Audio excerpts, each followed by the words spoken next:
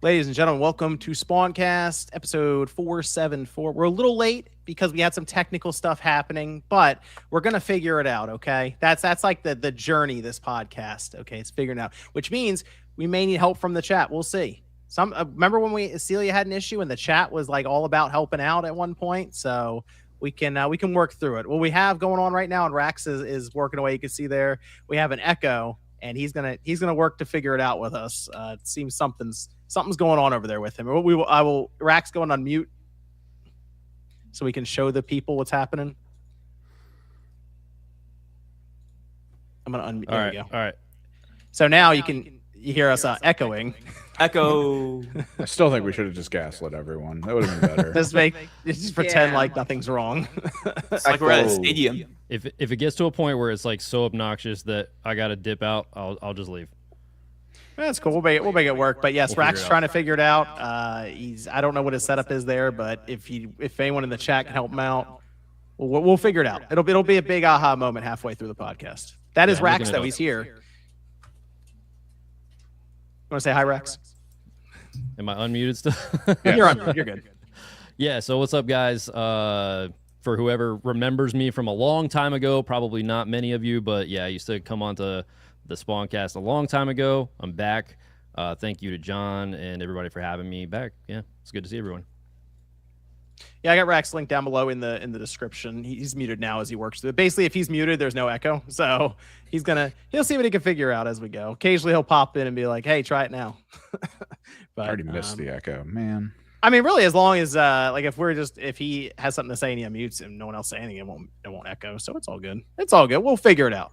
Let me go around here. RG Tan, how's it going, sir? Fine. I'm watching WrestleMania 3. People say you're looking like a basketball over there right now. Yeah, don't be jealous because you're pasty and gross. Okay, there's a fine line between turning orange and being like the somewhat whitish tan complexion that I am. I need that hot dog tan, brother. Yeah. Leather bag tan? What's happening? Yes, sir. Yes, sir. Ugh. Also, I pulled up the grifting thing, and people are very nice to me in the comments. Yeah, Shout out to Reddit. One fucker said it. I was the grifter. How the Yeah, fuck it says did right I here get the dragged first in? comment. We always get dragged. We always get dragged into Do you whatever. need me to start spam linking the whatnot? It's the link for RGT. you, or- It's RGT who's the grifter. Easy mistake to make since they look alike a bit. What? Wait, which Damn. thread is this? It's over on Reddit. It's funny. I've been trying to find it. Ooh, you Celia echoing? sounds extra echoey. Oh, You're still echoing, Rex. do I sound cool? Okay. Okay. You know, it's nice for once to be the one that's not having the technical issues because, like Rax, every stream I have something wrong, so it's nice to share it. Yeah. My This, setup, I'll my, give it to you. my I'll give setup it is so to you. ghetto. I never have technical issues. This I place still, is- this place is called Nintendo Grifting. That's Nintendo the Grifting, subreddit on it. community. So it's a specific kind of grift. yeah. Yeah. These people are. The comments These- are. I like the comments. Comments are funny. They're These good. are those Dick Rider fans. What's I'm not, never mind. Sean's gonna say something crazy. Okay, thanks, Sean. We go over to Radic. How's it going, sir? I've been playing lots of video games this week, but I gotta ask you, John. You watched Spider-Man, right? I did watch Brand New Day. Yeah. How'd you like it? It was all right. I wasn't really blown Man. away by it. I really wasn't Really? blown away by it. Yeah, there were some things, and I can't say it because it's spoiler territory. There were some things I was kind of disappointed they didn't go far enough with. So, Gotcha. but I mean, I guess it is the setup for Doomsday, and that's fine. I'm looking for Doomsday, but in a way, I was kind of already going into this movie, sort of looking past it to Doomsday. But it was fun. It was good. Have It was you- a fun movie. Have you caught up with the rest of the post-Endgame MCU, like Dude, Thunderbolts, Fantastic Four? I mean, I already watched Thunderbolts and stuff. There are so many other things that they were doing as well that it comes down to even checking out one of those hour-long YouTube videos. That's like, let me show you what's happened since then, real quick. So that's what I was doing. I was going through some of those videos, just catching up before end of year when you get the the next big movie, the big collaboration. Gotcha. Yeah, it's funny you say that because like I was like a big Marvel guy, especially during like the whole first three phases of the MCU. Mhm. Post Endgame of kind of like been out of it. I still try to watch most things. I haven't seen everything, but with Doomsday specifically, I don't feel that much excitement. It's because I there's was no really build worried. up. There's no build up. It's Yeah. just we're just It gonna was get supposed to be hit King. with Doom, and Yeah. that's it. They should Yeah, just recast him, but I guess I'm curious about how they work in like basically Tony Stark as Doctor Doom and stuff. I'm just curious how they work all that in. And then I'm sure it'll be a bad ending because then they'll have Secret Wars next year. Yep. So I'm curious what the bad ending is this time. So that's really it at this point. But I'm sure they'll have some surprises and just heroes showing up or villains showing up that you're not expecting. So, and there is a I didn't spoil Brand New Day. I didn't do that. I mean, I guess I did talk about it a bit on Click R3. Does it have that crappy Sting song in it? In Brand New Day. Started on a brand new. Oh no, no, it didn't have that. You like the Brand New Day though, Reddick? oh yeah, definitely. Okay. The only thing I wasn't crazy about, and I'll say this with as little spoilers as possible, I wasn't crazy about the main villain. Let's just say. Yeah, that's the thing. He's never really. A lot of these movies really haven't had he doesn't have like a big bad villain yet. They just need to bring in Venom. That's all. Wait, like a new Venom or like Tom Hardy Venom? Like a new Venom. Okay. Proper Goblin would be assume- good, but I don't know if they can hit the same notes. Yeah, I assume they're gonna bring in Venom from another like a multiverse thing. They did. That's probably And- Secret Wars. No, but they That's what already I did. figured. That was part of the end of it, right? He was at the bar and he left a piece of the symbiote behind before he got sucked and then back they into his retconned that universe. in Venom 3, I think. Yeah, so I assume they'll bring in another Venom or play into the next Spider-Man movie years from now. But I'm surprised. You don't think like Vulture and Mysterio were cool in the other Spider-Man movies? Vulture Vulture? was, but that's just because it was Keaton. Yeah, exactly. It was Like, mostly fine. Keaton, but it was also the retelling of Vulture. Because, I mean, it's their Vulture. Since Vulture's usually the guy who has the tech to jobber. absorb people's life into him to keep his life going. But it's actually just a guy who has cool tech. It's like, Yeah. And it was like that was he was really young then. Like that was basically his first real villain, and that's kind of been it since then for me. I don't And know. then he has had like Andrew Garfield and Tobey Maguire villains in the yeah, third but one. yeah, and I was like not even his villains. yeah. What the fuck are y'all talking about? This new Spider-Man movie. You haven't been to the movie theater in like But who's Vulture and Garfield? What's Garfield? Andrew Garfield, one of the Amazing Spider-Man. No, He's only like the most popular superhero in the world. Yeah. No, Tobey Maguire is Spider-Man. He was in it too. He was there. He was in the great. movie. He was great. Yeah. They're all Spider-Man. There people are saying That's he's true. people have been asking for Tobey Maguire to come back, and it's like, well, I mean, all the multiverse stuff, they technically could bring him back again. So yeah. That'd be so cool. I also saw the new watch the Spider-Man Spider-Man movie. Would Oh yeah, think? what you think, Celia? Oh, I liked it. I'm not a huge Marvel fan. Like I've watched the movies, I've caught some of the TV shows. I did watch a 23-minute video catching me up to speed for the new one eventually. Cause I don't know, it's like, obviously like in the first round of it, the first round of like Avenger movies, like I did go see all of them. So I was like caught up with that. But I feel like there's just so many TV shows, like seasons of things, movies, spin-offs, everything that it's too much. So that 23-minute video, shout out to that guy. Because I feel like I'm moderately caught up with things. Nice. It's just fun though. I don't know. What about? Oh, I did. Yeah, that's the thing. There's so many things that they've done with the MCU outside of the theater and in the theater. It's hard. To keep Yeah. up. So I would definitely say the quality overall has gone down post Endgame. yeah, There's it still some good depends. stuff. I like Loki was good, and you know what I really liked that I did not think I would like at all was WandaVision. Oh yeah, Me I too. watched that. Actually That was really great. good. I So- watched that. What? Are you? What? Really? Yeah, I liked it. That is super random. Okay. Okay, good. All right, good. Let me go over to OJ. How's it going over there, sir? It's going good. I did not watch any of the movies. I don't go to the movie theaters much. And I'm not like the biggest Marvel fan, although Marvel's cool. So I didn't see any of the stuff that you guys are talking about. So man, I will at some point though. So I've just been playing video games, just been playing like Splatoon and like other games. That's it, really. And working, editing a lot. That's all I've been doing. My eyes are killing me. So I've been editing so much. So yeah. Good stuff. Good stuff about Evan. Oh, just getting work done. Got the airbrush booth set up. So tried to get some work done yesterday there, but it's too humid. I gotta fix that before trying to prime again. Oh, I beat Splatoon Raiders too. Yeah, so that was fun. Yeah. Oh, nice, good stuff. Good stuff. Yeah. What actually, yeah. What did everyone play? Celia, you said you played weird games. Okay, yes. So currently, I'm actually playing, I guess technically a retro game. I'm playing through Psychonauts for the first time. Oh, wow, really? Yeah. First Oh one, my gosh, okay. it is so good. Isn't I it? love that game so Yeah, much. I'm Yeah. really enjoying it. It's so fun, and like, you know, it's really weird. You know, they really lean into like a lot of interesting things. Tim Schafer's did great on that game. I hope they make a Psychonauts 3 now that they're Me back too. to being independent. But yeah, a lot of people recommend it to me because I really do like stylized games that really, and like, you know, they make a lot of silly jokes and like really lean into it. And I also love 3D platformers. So I just like I'm at the point right now where I beat the fish guy to save my like not girlfriend. Oh, and so I you're think like far in the game. yeah, no, I'm getting Okay. through it.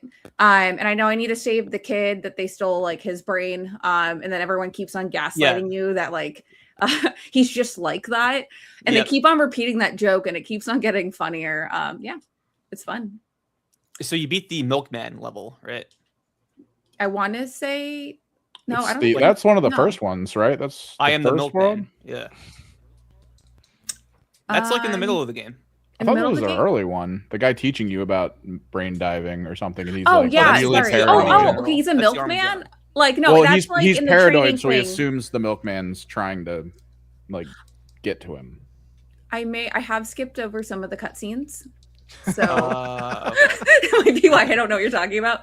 But Gotcha. it's really fun. It's good. What are you I'll playing watch it more on? of them. I'm playing it on Game Pass right now.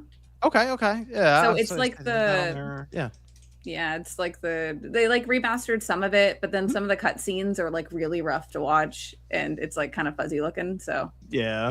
Like if you get like any of the old full motion videos from back then where it was, you know, like 240p or something, they stretched. Oh, it yeah. out. no, but if you're playing it on a CRT, because like anti-aliasing, like it Oh, looks sure. really smooth and it looks awesome, but like on like, you know, modern televisions, it's just a little off.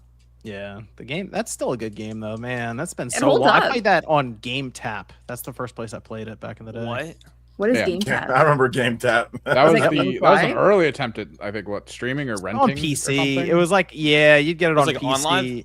And not, it wasn't, no, because it wasn't, some of it was streamed, some of it wasn't. You could just download Yeah. it. But it was kind of like a subscription service sort of back then, but you could also buy them. But I remember that was one of the games that they just had on there, and I played it there for a bit. And that was my introduction to Psychonauts, was on Game Tap. I think they have screenshots online of it. But I was one of the early PC gamer people back in the day. Nice. Yeah, anybody remember Game Tap? There it is. Yep. I remember Game Tap.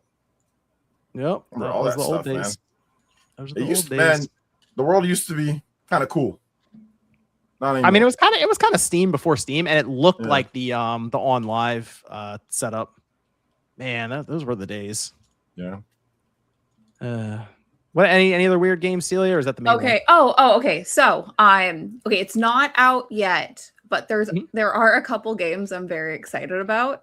Okay, so actually one just released, Fields of Mystria. It's another farming life sim / mini RPG elements. It's very similar to, I would say, like Stardew Valley. So 1.0 just released for that, and I'm very excited to play more of it. I played it when it was like in its like open kind of beta time, or like pre-release, where they're like fixing bugs and stuff. So I'm excited for them to like release all the features. But Toem. Toem 2 release date was just announced, and I want to say it's September 27th or 29th. And I'm very, very excited for that game. I played the first one. I absolutely adored it. It's like a picture-taking adventure game where you kind of solving little puzzles, you know, and like kind of fetch quests by taking photos. And my only complaint for the first one was that I 100%ed it and there was no more Toem to play. And Toem 2 directly solves that issue by giving me more game to play. And Radek, you're also excited about this game, right? I love Tome. Like that was like one of my favorite like cozy comfort games. It's just like I love the art style. I love how like it's not really mean spirited in any way. It's just like a good positive adventure about like family, and I don't know. It really connected with me when I first played it. It's so cute. It's so Yeah. cheeky. I'm excited to play it. Hey Rex, how you doing over there? How we sounding? Should we I don't know. test it? Are we still echoing? There's Eventually. there's an echo. Yes. Okay. Golly, man. But well, Rex, why don't you tell people what you're playing? Currently, I've been going through Majora's Mask for the very first time, which is kind of crazy because obviously this game came out in 2000. But it's been pretty cool. Been doing like a live playthrough on my channel. Basically, the chat is kind of like guiding me through all of the different areas because, to be honest with you, for this game to be like a 64 game, going back to it and never actually playing it previously, the intricacy of the time mechanic, like having to reset the 3-day schedule and everything like that is just like kind of crazy. Like to think that this was on the 64, and the amount of things that you can actually do in this game and just like, man, it's just out of control. And I just got done finishing Ocarina of Time because I felt like if I could not finish Ocarina of Time on the 64, then I don't have the right to pick up the remake and realistically be able to like compare the two and really get a good idea of what is changed and what is like really special about that remake that's coming out. Yo, Rex, and the thing about Majora's Mask, they made that game in a year. That's the crazy thing. Yeah, but wasn't it originally designed to be like it was like a detective story or something? You were supposed to play this whole other style game, I thought, because it was the time mechanic, not fully as a game, but they were planning it to be something different, and then they were like, "Screw it, we'll do it with." It wasn't a Zelda game at first, but Miyamoto made him turn it into a Zelda game, and So they had the assets. It was That either happens a lot. yeah, it was either use the assets, get it out, or try to do this other thing and possibly never get it. Yeah, and they said he said you only get a year. And if it's not Miyamoto in a in the back year, of the room with the cigarette. yeah, we'll cancel the game. So they only had a year, and they had to make it a Zelda game. Dude, I had no idea that happened. I thought they just planned a sequel and they just went for it in a year. Absolutely not. But dude, that happens a lot. Like Miyamoto looks at games and it's like, wow, you know what, this would be great. And then throws their IP on it. Yeah, it got the Doki Doki Panic treatment for sure. Dinosaur Planet, Star Fox Dinosaur Adventure. I know. Dude, release the OG. No, I'm just kidding. But yeah, you like it, Rax? You're enjoying it. How far are you in the game right now? Oh, I'm loving it. I just got to Akana Canyon, so I'm pretty deep into the game. I think I have about 5 masks left to get every single mask. And it's been super awesome, trying to find all of the different masks. If I honestly if I didn't have my chat's help, it would take me so long to figure this game out. But we're pretty much already there at the end of we just started this at the beginning of the week, I want to say. So it's been a freaking awesome playthrough for sure. That's so cool. Yeah, Rax is live streaming first time playthroughs of these games, so you guys want to check it out. And I really see first reaction to a game that came out decades ago now, but classic title. Classic with Majora's Mask. Yeah, funny situation that happened. I was playing, and I was on the mission where you're you got all these aliens coming on to the farm, and you got to protect the barn from these aliens. And this guy that I guess had something to do with programming the Majora's Mask randomizer popped into the chat. And he was like, "Hey, you do this thing," and he told me, "Oh, go up this ladder, take a step down, but then go up," and then I just fell straight through the freaking map.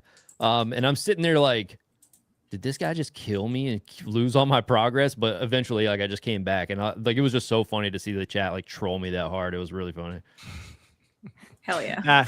Having fun with the chat. Yeah, let's what about Radic, what have you been up to? What have you been playing? I finished Black Flag Resynced.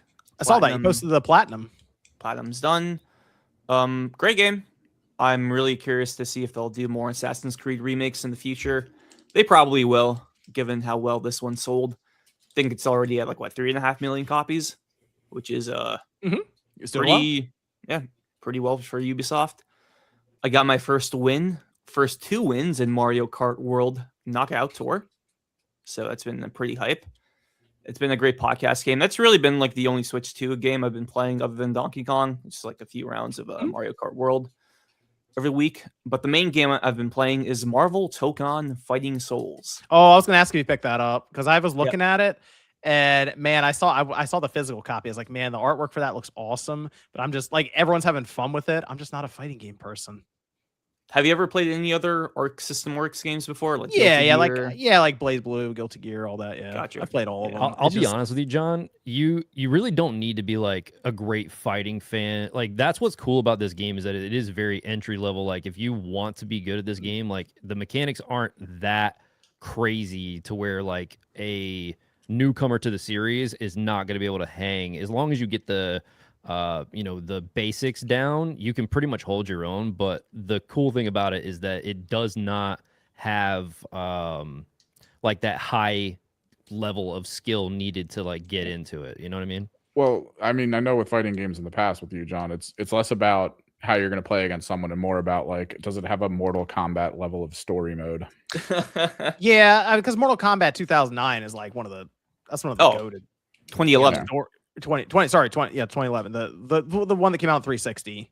Yeah. And that was the big reboot of Mortal Kombat. And yeah, that was it right there. That was one of the GOAT story modes for a fighting game back then. It was awesome. So if it had something like that, then yes. There is But something like that. Yeah, Is it? Okay. A little bit. Okay. It's, But how it's like deep? How deep and interesting? not is it? not as deep as It's just NetherRealm flat stories. couple things. Yeah. And definitely not as good as NetherRealm stories, in my opinion. I will say there are like 5 episodes to choose from, each starring one of the 5 teams. So you got your the Captain America team, Spider-Man, Storm with the X-Men, Deadpool and the anti-heroes, and Doctor Doom with all the villains. I think the Doctor Doom's story or the episode was probably the most interesting to me. Like it really, I liked how it ended, and it went some places where I didn't expect. The Deadpool one was cool. The other 3 less so. I was like, this is kind of like cookie cutter in my opinion for a fighting game story. But the other 2 are really cool.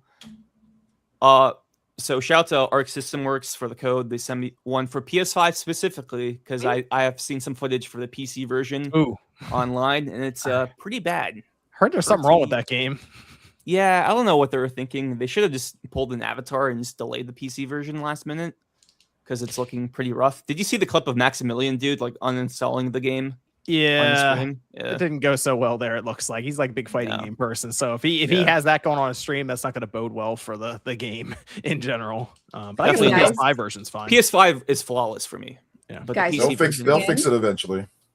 Just jumping in because I was confused because I'm like, how do I not remember the milkman thing? So I just beat the lungfish, and I just opened up the walkthrough because I'm like, I skipped the beginning of the game, okay, like the tutorial part, like there's like some cut things, and I was like, oops, whatever.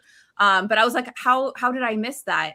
And it literally says after the lungfish brings you to the asylum and you go talk to the guard about the milkman. There So we that go. is literally Okay. what I'm about to do. I hate you. I felt so God. gaslit. Sorry, I'm just being mad. Okay. No, because I remember the lungfish was either before or after that part. So Oh, okay. It's really Man. cool that you brought that up then. Anyways. sorry, my bad. No, it's okay. I just felt like I'm like it couldn't have been in the like opening parts of the game because I'm like anyways. You still got some game left. Yeah, oh no, yeah, it's fine. Yeah. I'm on the fence for Tokon. We'll see. We'll see. What's the trophy list look like for that thing, Rex? Is it Pretty easy. or Radic? Is it like win 50 matches online or something for a trophy? The only grindy trophy is play 500 matches. Oh, I mean that's gonna That'll happen eventually naturally. if you play Yeah. it, I'm not even thinking Okay. about it. So Okay, That's that's not fine. bad. That's but not yeah, bad. like Rox was saying, it's pretty beginner friendly. Like each Hmm. character, they don't have like their own unique button inputs. It's like the same input for everybody, which makes things like switching between characters pretty easy. So you don't have to memorize like different move lists or like move button inputs for each character. The roster is really cool. I like how they have like some more weird. it's like picks, weird. Danger. Yeah, yeah, yeah. I like the deep cuts and like the randomness of it. for sure, for sure. They got DLC coming. Phoenix Cyclops is the first character on the We got way. Yes, Echo- Echo, Echo. We'll get there, Rex. We'll get there. But yeah, like I think it's biggest draw for me for this game, the art style. It's just so beautiful. Like Arc System Works looks cool. games. It just makes me wish for like more like comic book games with this art style, because I do like the realistic art style they go for sometimes, but the stylized look for like a big proper AAA like action adventure game, I think would be pretty sick. I I did play Beast of Reincarnation for a couple hours, and I will check back in on it later this year, I guess. Damn. It's rough. Well, okay. I mean, I got it they sent over a code before, just like a couple hours before the game came out on the PS5 because I had the Pro. I was like, all right, check it out. And I started up and it's hitching and it's got like some frame rate issues specifically when you're like out in open areas, it happens. But then I paused it for a minute. I looked at my character and it had you remember on the Switch 1, you had some third-party games that would come over and the hair would not render correctly for anyone. It looked like weird. It would like break up at the bottom of their hair and it looked all pixely. That's what it looked like. And I was like, what? Is there something wrong with this game? And like the characters, like everything was like aliasing and it looked very rough. So unfortunately, it's not a game that looks incredible to where you're like, okay, I kind of understand why the frame rate's dipping. And then to be honest, so far it's been like the character's been kind of boring. I mean, I've fallen through different big boss enemies a few times. It's got a lot of jank to it, and the game just is not interesting enough to deal with the jank so far. So they say they're going to fix it and put out a bunch of patches. So I will check in with it again at some point. Another game that I downloaded though, because I figured I was curious to see how it would run, was Final Fantasy 14 on the Switch 2. It's like 115 gigabytes, so half the Switch's internal storage is gone immediately for this thing. And I downloaded it and it performs pretty well. They put a patch out, so the load times are apparently fixed now, which I mean, it would be a black screen for like 10 seconds sometimes, then come back, but now it mostly is fixed. And I have to apologize to all the Final Fantasy 14 people because I get it. I see the vision and I have to put that game away because I can see how it's one of those MMOs that has that kind of a like that addictive nature to it. And something strange happened when I was playing this game compared to all the other online games. The people on there are like nice. And that's weird. So That shocked you, eh? Best community. People aren't nice. Yeah. I couldn't figure out. I think it was something in my HUD or something. And this is like the Switch 2 launch stuff. And I guess a bunch of people were, because you have like separate subscription for it, but they have a free trial version. And it's like 100 some odd hours on the free trial. So you don't have to pay for the game. Like I'll download and try it out. And I was having a hard time, I think with the map, like trying to get the map up so that it was like I could see my character's arrow. And I was like, I'll type this out and ask. And so many people came over and like, hey, here's how you do it. Also, do you want like gold and other stuff? And I was like, okay. So people just started giving me stuff, which was funny. But it's that's an interesting community, I guess. But I can see how that game could be very addictive. So that would be a game that you would just play constantly, and it would be the only game. So I can't do that right now with MMOs. So I have to put it away too. That's Two my games issue. I got to put away, unfortunately. That's my issue. Is like if I play, I know that I'll be like it'll be the only game that I want to play. Like Yes. And I'm on a Mega Man spree right now because I'm showing the kids Mega Man. So I've beaten one. I basically beat a Mega Man game every night now. So I beat 1 and 2, and I think tomorrow I'll beat 3, and then 4, and then 5, and then 6. I'm just gonna go through the whole Legacy collection real quick. Takes like an hour or so to beat each one. I'm pretty quick going through them, but they think it's interesting, but they think there's something wrong with the game because if you get hit or too many enemies on the screen, it slows down and it flickers. Like, no, that's just emulating the NES. That's what it did. So, Are you gonna show them Mega Man Soccer, or no? I don't know. I would think I was going to go to Mega Man X after this, but I could do soccer. Well, no, because it's 6. Then you got to go to 7, then 8, 9, and 10 though came out like later, but still has the NES look. So that might confuse them working backwards. But the art, like the old school sprites, the kids don't really know how to interpret it. They're like, I don't know, this looks weird. So unfortunately, the gameplay's still timeless though. They understand it. So yes, 6, 7 is the answer. About RGT over there. Your kids were a lot more receptive. I showed my daughter the old NES, and she was like, she thought I was born in like 1940. I haven't shown them the NES. I've just shown collections that tap into the NES. That's what I've done. So I have the Mega Man Legacy collection, and I've been showing them that. And I'm trying to make sure they understand what came before Fortnite. All right, let's work through that. She was asking me, did you know Martin Luther King Jr.? She was roasting me. You go like it's the BF before Fortnite. Yes. So what about RG10 over there? Still just been playing a lot of N64, wrestling ROM hacks. There's actually the Starcade, the Revenge Starcade Edition version 2 was just announced as coming out in like 2 weeks. They added theme songs to this game, which is the first time. Well, technically, you can get the vanilla version of the game with theme songs on it now, but not the enhanced version that has like new characters and stuff in it. So that's cool. And then they're doing whatchamacallit, some bug fixes and stuff. And then some asshole kept bothering me to download the Gears beta. That one wasn't me though. That wasn't me. But I mean, I was within were a part of proximity. it. I was watching. I was in audience while that was happening. I was there. And then we played, and We played you Gears. know, it's it's Gears. Like I haven't played an online Gears in like a long time. We played Reloaded. That's about it. Well, yeah, but I mean, it's like I didn't play 5 or anything like that. So No. I little qualms with it. The default ADS is like terribly slow, and I hate how they put the active reload in like the bottom center of the screen, because that's not where I'm looking. I'm looking for it in the top right corner, but you can adjust all of that. So once I adjusted all of that, it's a very small sample size. There's only 2 maps, 2 game modes, TDM, Conquest, and then like a market level, which is actually cool. I like that level. It has a lot of interactivity in it. And then just like a more open area that's, it is what it is. You can vault, jump across things. I like it. But I don't feel like, I haven't played, we only played for like an hour today. And it's such a small sample size. Like I want to see like everything else. Like It's all very the vertical modes. now, I will say, because like there are things I don't even think to vault, and then I go, oh yeah, actually I can. And it's Y to vault. It's not A. Like so, A is not the do all button anymore. They split it up, and that's fun. Vaulting. It is fun when you get the drop on somebody, because even they forget that you can do it. The thing is though, it's still Gears, and it still turns into shotguns all over the place. That's really what it is. Like the Lancer is so useless in that game. It's insane. So I don't know.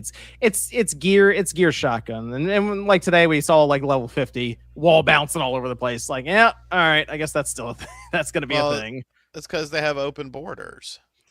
I need to get those PC scumbags out of there. I only want to play with Xbox people. Xbox people will be doing that too, though. The wall bouncing and all that. That's fine. You've earned it. PC people. I don't trust PC players, man. Y'all got they got those fucking all them gimmicks and shit and all those. No, the fucking hacker shit. No, I don't trust. I do not trust PC gamers. 2003. I love it. Like that's what I. No, it's true though, man. It's true. No, I'm just saying. I used to say the same thing every time when we talk about like like playing online, like PC cheaters, hackers, glitchers. Yeah. I did Medallion. I got into the Dust Bloods network test as well. I will be checking back. I will be checking in with it and reporting back. I did get into that too, so I'll be checking it out. I'll be going through it. Wait, who else got into it? OJ got into it. Yeah, Radic got into it. Okay. I'll check it out. All right. Good stuff. Seems like a lot of people got it. I kind of feel like they just basically approved everyone for the most part. So. Yeah. That's fine. I'd rather them approve as many people as possible and just annihilate the servers and see what happens. So that's what they need to do. Yes. But they also probably need some weird conditions where it's like, how good is your Wi-Fi? Terrible, great, you're in.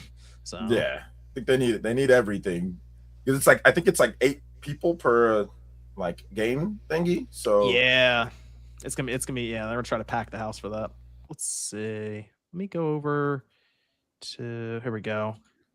Solo says the only physical versions of multiplayer games will be the Nintendo versions. That's their prediction. I mean, technically, there won't be discs, so unless you count Code in a Box as physical, then which you should. Yeah, basically. Yeah. Oh, there you go. I guess that is correct. Shane became a YouTube member. Shout out, appreciate it. CD Primus says, I'm a younger high school teacher, 28, and it's super interesting to see my students take on gaming. Weirdly enough, a lot are plugged into gaming news. Huh. One of them Yeah. could be a Spawncast fan. We don't know. Dude, I had like crazy whiplash. Like one of my daughter's friends watches the Spawncast, watches you, and watches me. So that was weird. Sorry about that. Yeah, I know. That's what I said. What about me? What the fuck? Probably watches you. You don't too. I have think any they watch friends. Spawncast, so That's I mean, so that was weird. And this is like high school. I mean, my daughter's going to high school this year, so really weird. Or Monday they start school, so.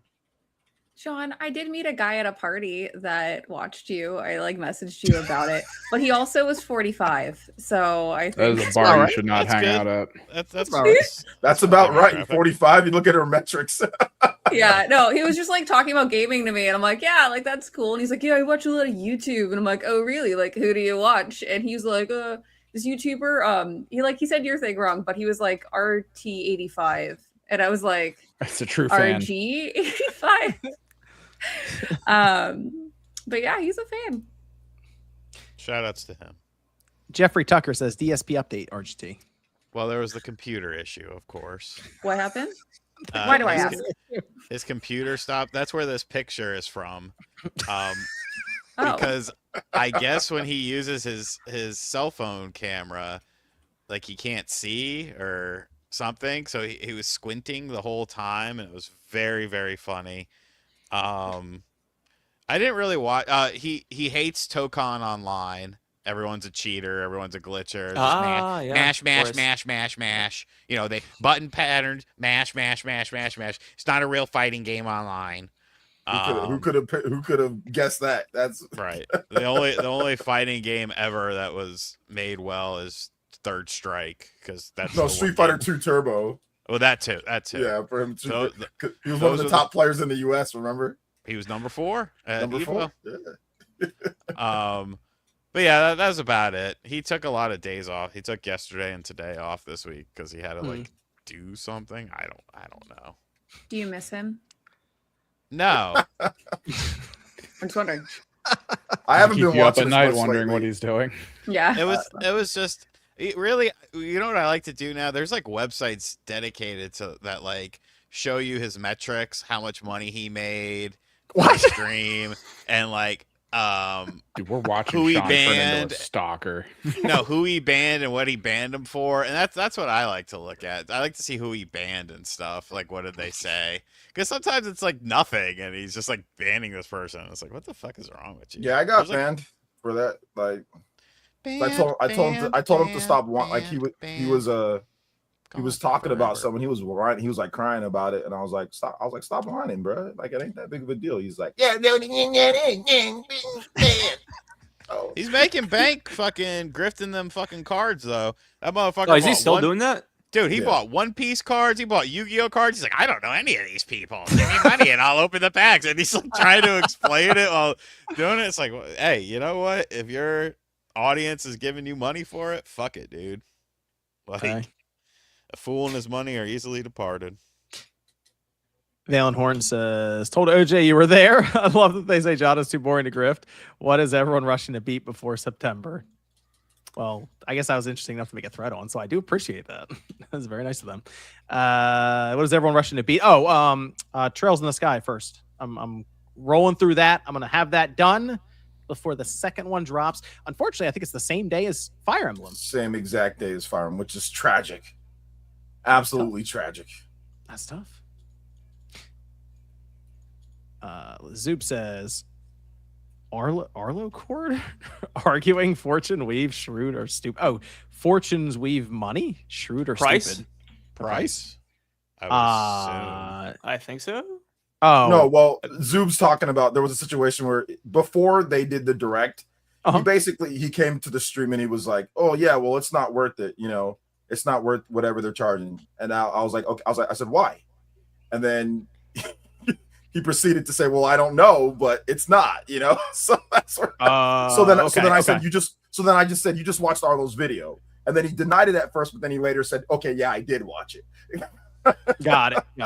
So he just brought the same argument that Arlo, because Arlo said it was unhinged, and he's like worried, and like he's like really worried because this is the most unhinged thing Nintendo's ever done was 80 for the physical version of Forget Fire the Emblem. brothels. It's 80. Because nobody likes the game, and the game sells like nothing, and there's no way. I'm scared. So that was the gist of it. I think it might handicap the game a bit, though.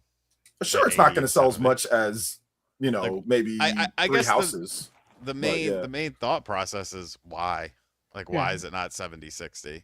It's just prices out impulse buyers. I guess they think they have their crowd and they can get more money out of what they have. We'll If see. you look at what they showed off, though, that's probably going to have the most content of any Nintendo first-party game, maybe till Xenoblade Genesis. But still, from the outside, if you're not a Fire Emblem player and you see it and you're like, I still don't know, and then you see the 80 absolutely. and you're like, I'm cool, and then you just wander off. Absolutely. Me personally, after they showed the direct there in terms of just like content, like it's going to have a gigaton of content, and it's all voice acted. It's a super, like, it's going to be really good. Like, I'm it's a Fire Emblem fan, so it works. A lot of Fire Emblem fans are probably buying the collector's edition anyway. That's like 120 or something. Yeah, I bought the collector's edition. I mean, it's sold out on Amazon. I mean, you can still get it in some places, but yeah, a lot of Fire Emblem fans are just, they think it's worth it anyway. But yeah, I mean, more like the fringe fans on the outside kind of like might price them out, or maybe they just buy a digital copy of the game, or maybe you just get it on Amazon because it's 70 on Amazon pre-order, or Walmart. It's also 70. Do the pre-order early. Yeah. So it's, if you want the physical for 70, you can get it for right now at least. Ruffle Mutt says Switch to Final Fantasy 14 port is too good. There goes another 600 hours. That game is dangerous. I'm telling you, it's dangerous. Are we echoing? Are we echoing? We're good. Wait, are we good? Are we good? Wait. Oh, maybe. Yes. Yeah. Great. Good enough. Good enough. Yay. You watched the I think video I you're sent good. you? Yeah, I did. Are we good? Okay. I think we're Yeah, I good. think we're good. All right. All right. Good stuff. Welcome in, Rex. What about now? Oh, Oh my yeah. gosh. Are we good? No, maybe. Jeez. All Man, right, sorry. the FX board. Had to mess with you a little bit. Rookie X Play, shout out, become a YouTube member. Quest for Glory Gamer says, John, are you going to go over the THQ Nordic Showcase tonight or another video? I watch you for the gaming news to your job, but RGT will give you crap. Monday morning, I'm going over the THQ Nordic Showcase. That shit was ass, bro. I didn't even see anything they announced. Like, was there anything cool? No. No SpongeBob game, nothing. SpongeBob game. I'll be going over. I'll rapid fire that thing on Monday. Go through that. Canoe and Paddle says, I regret not getting a PS5 Pro earlier because now they're all sold out in Canada. They are. Yeah. Yeah. My brother's been looking for one, and like he told me, like it's sold out everywhere. I'm like, no, it's not. I go on Amazon, no listing. I go on Best Buy, no listing. I'm like, what the hell? I go on EB Games, no listing. It's like, yeah, no PS5 Pros. Thanks, Anywhere here. Trudeau. He's been gone for a while now, but close enough. That's kind of Mark like the thanks Carney. Obama thing, you know? Yeah, It's yeah, it just- is kind of like the thanks Obama thing. People think I was joking when I said there's gonna be a PS5 shortage later this year. There's gonna be. I think you're PS5 dead on the shortage. money on that one. Yeah. Gonna be a PS5 shortage. J Martinez says, "How's the cast feeling about Dave Bautista being a possible replacement for Ryan Hurst as Kratos?" Well, that was I'm actually curious to see a what quick topic I Sean- had. So go Yeah. ahead. Let's see. Dave Bautista seems like he's setting up to be I guess cast as Kratos now that Ryan Hurst tore his bicep and he'll be out for, I assume, a good nearly. I mean, for a torn bicep for 4 to 6 acting. months. Yeah, that's the thing. It's not like, I mean, if you're doing football or something, it's like, yeah, you're probably out for longer than that. But for acting, okay, get through it. Batista, though, I mean, he got really skinny there for a minute and then he bulked back up. I think he can pull it off. I do. Oh, It's absolutely. just Yeah, my I thought agree. is, am I going to see Kratos and go, oh, it's Batista? It's like you see him in so many places. I mean, he's not Sean, a bad actor. Yeah, I was gonna No. ask you. No, he's fine. You're like you're the wrestling guy. Like, how do you feel like Batista compares to other wrestlers in terms of like acting in movies?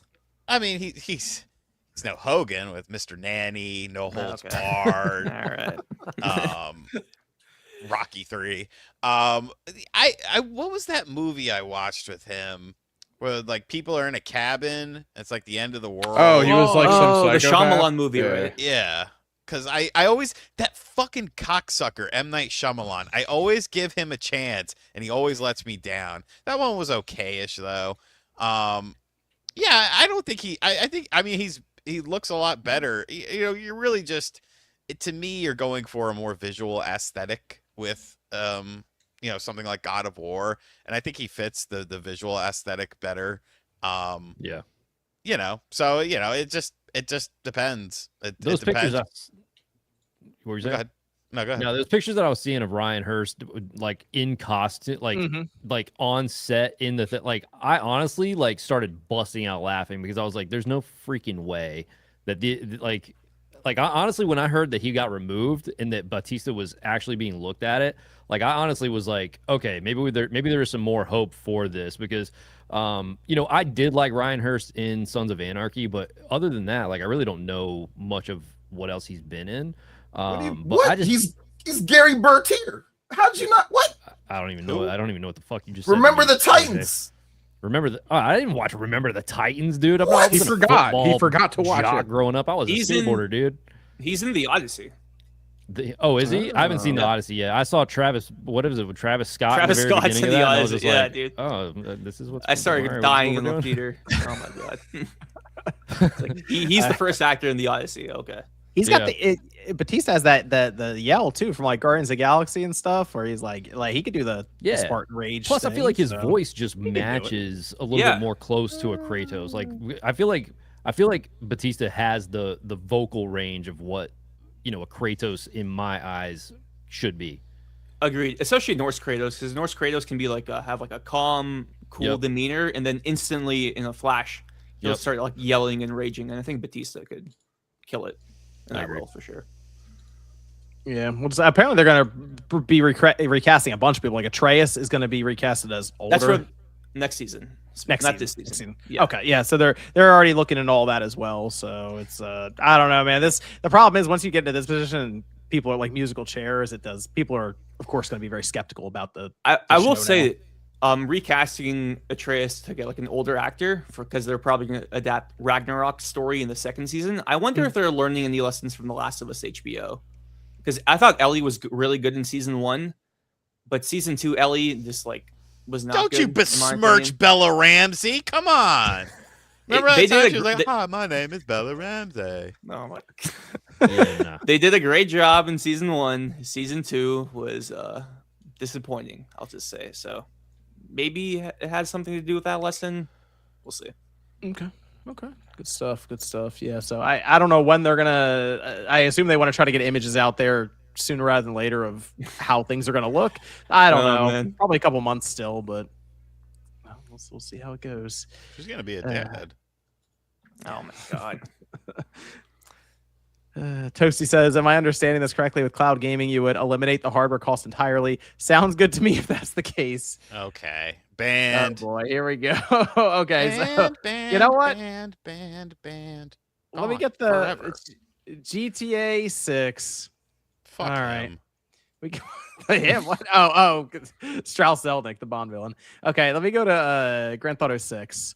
We got an announcement. Extended look is happening this month on the 27th, Thursday, 3 p.m. Eastern, on Netflix, which is got to pay that monthly fee to watch that extended commercial.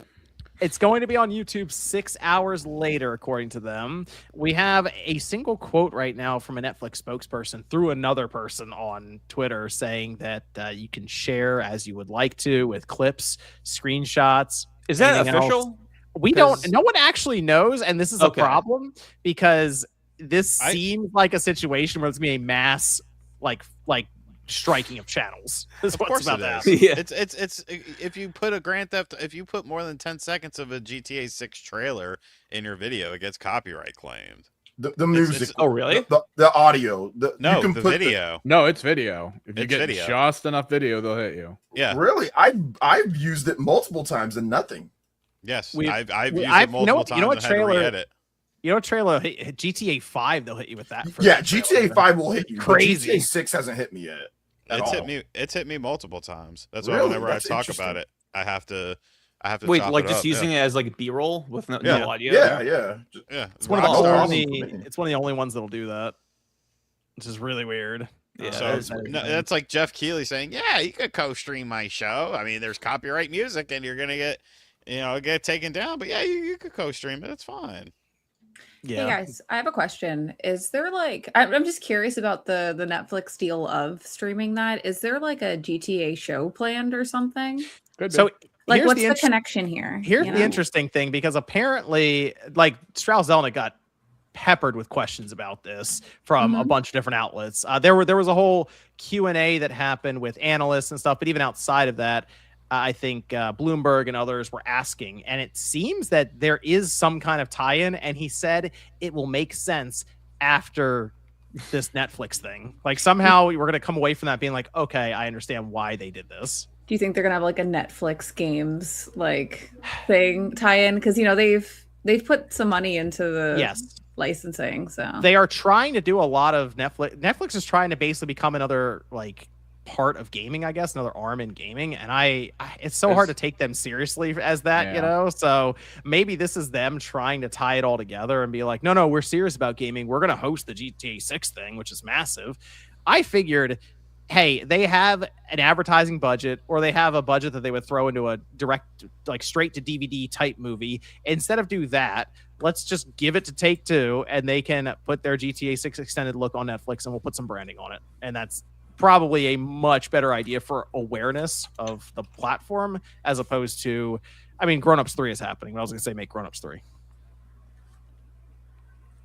Do you think this is going to start a scary precedent where other publishers are going to try to do something like this? Like, all right, No. watch the Elder Scrolls 6 premiere on Paramount Plus. You know? No, because I- GTA is an anomaly. It's not the standard. People were really concerned about that on social media. And it's so interesting. People want to act like GTA 6 is an outlier in some cases, but then not in others. Like, it's so obvious that GTA 6 is just like this crazy, outlandish game release that we never really see happen. And all of a sudden now it's going to happen constantly, and everyone's going to give tens of millions of dollars for each reveal. The Zelda game, Ocarina of Time, Nintendo's not going to reveal that in a direct. It's going to be shown on Peacock. on Peacock or so. Yeah, Hulu. you know what I mean? It's like, Hell yes, yeah. all that's going to happen. John, No, this is stop. Celia has to go. okay, I have to go. Izzy moved up for birthday dinner, so I'm gonna go do that. But bye, guys. Bye, Sid. Bye, I Celia. see, I think it's weird because it's like Netflix is okay. It's on an advertisement is behind the subscription service, so I mean, get they why said- it's weird. But Did they say it was going to make sense? Because I mean, I've always had this tinfoil hat idea. I know it's separate from what you guys tend to follow with GTA, but the GTA roleplay community that was bought by Rockstar has been attempting to find ways to monetize streaming that. And Netflix wants in on gaming. shit. So Yeah. what if a major chunk, or at least some of the bigger servers, have contract deals to stream only to Netflix?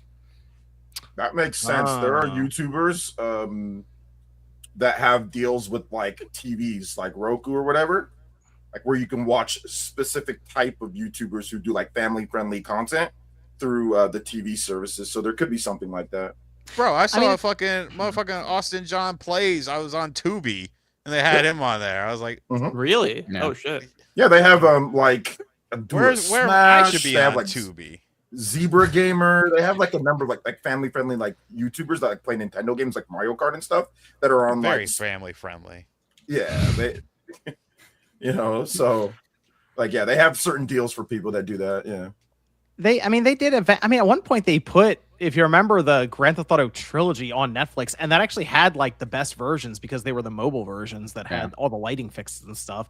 So they have worked even with Take-Two in some capacity. But I'm other than that, it's like, is it really them just trying to put Netflix games alongside of GTA 6 just for branding, or do they have something much bigger planned, as in will be a platform eventually that you can play GTA 6 on through game streaming? That's got to be it, because you heard what he said afterwards, right? Yeah, there are some crazy quotes going Yeah, around. from like Charles he's. Comic. I mean, we all know what's next. It's funny hearing people act like that's not what's going to be next, and it's totally going to be next. Dude, I'm telling you, people got a blind spot for this right now, and it's really interesting to I see. mean, people are really cloud sweet. streaming. I mean, we've Yeah. been saying it, and it's come up so much. What was it? It was Cerny who came up and said, like, "Oh, you don't even need local compute anymore." I don't know how we still have it. It's like, yeah, he's saying that's- it. He's saying we don't that's- need it anymore. To That's set why it I up. feel it's crazy that people aren't seeing the problem with removing an option. Like, Yeah.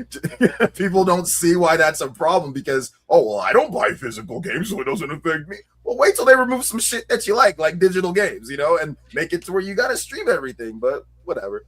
I think yeah, so he did mention Strauss Zelnick. He had a it was during the Q&A, and I got the whole transcription for this because they put it out, I realized, on these investor sites where they just do the entire, like, it's just a block of text. So you got to go through and try to figure out where the question starts and then ends and the answer starts. But he was asked about like the idea of consoles going up in price. And it's like, yeah, that's kind of a problem for all these third-party publishers because they need the install size to be high to, I mean, justify the amount of money they put in these games. And he went into the idea of cloud streaming being like 3 years off or something. And when he said that, it wasn't just, oh, mass adoption, everyone's streaming, as some of the headlines actually said that. I was like, that's actually not what he said.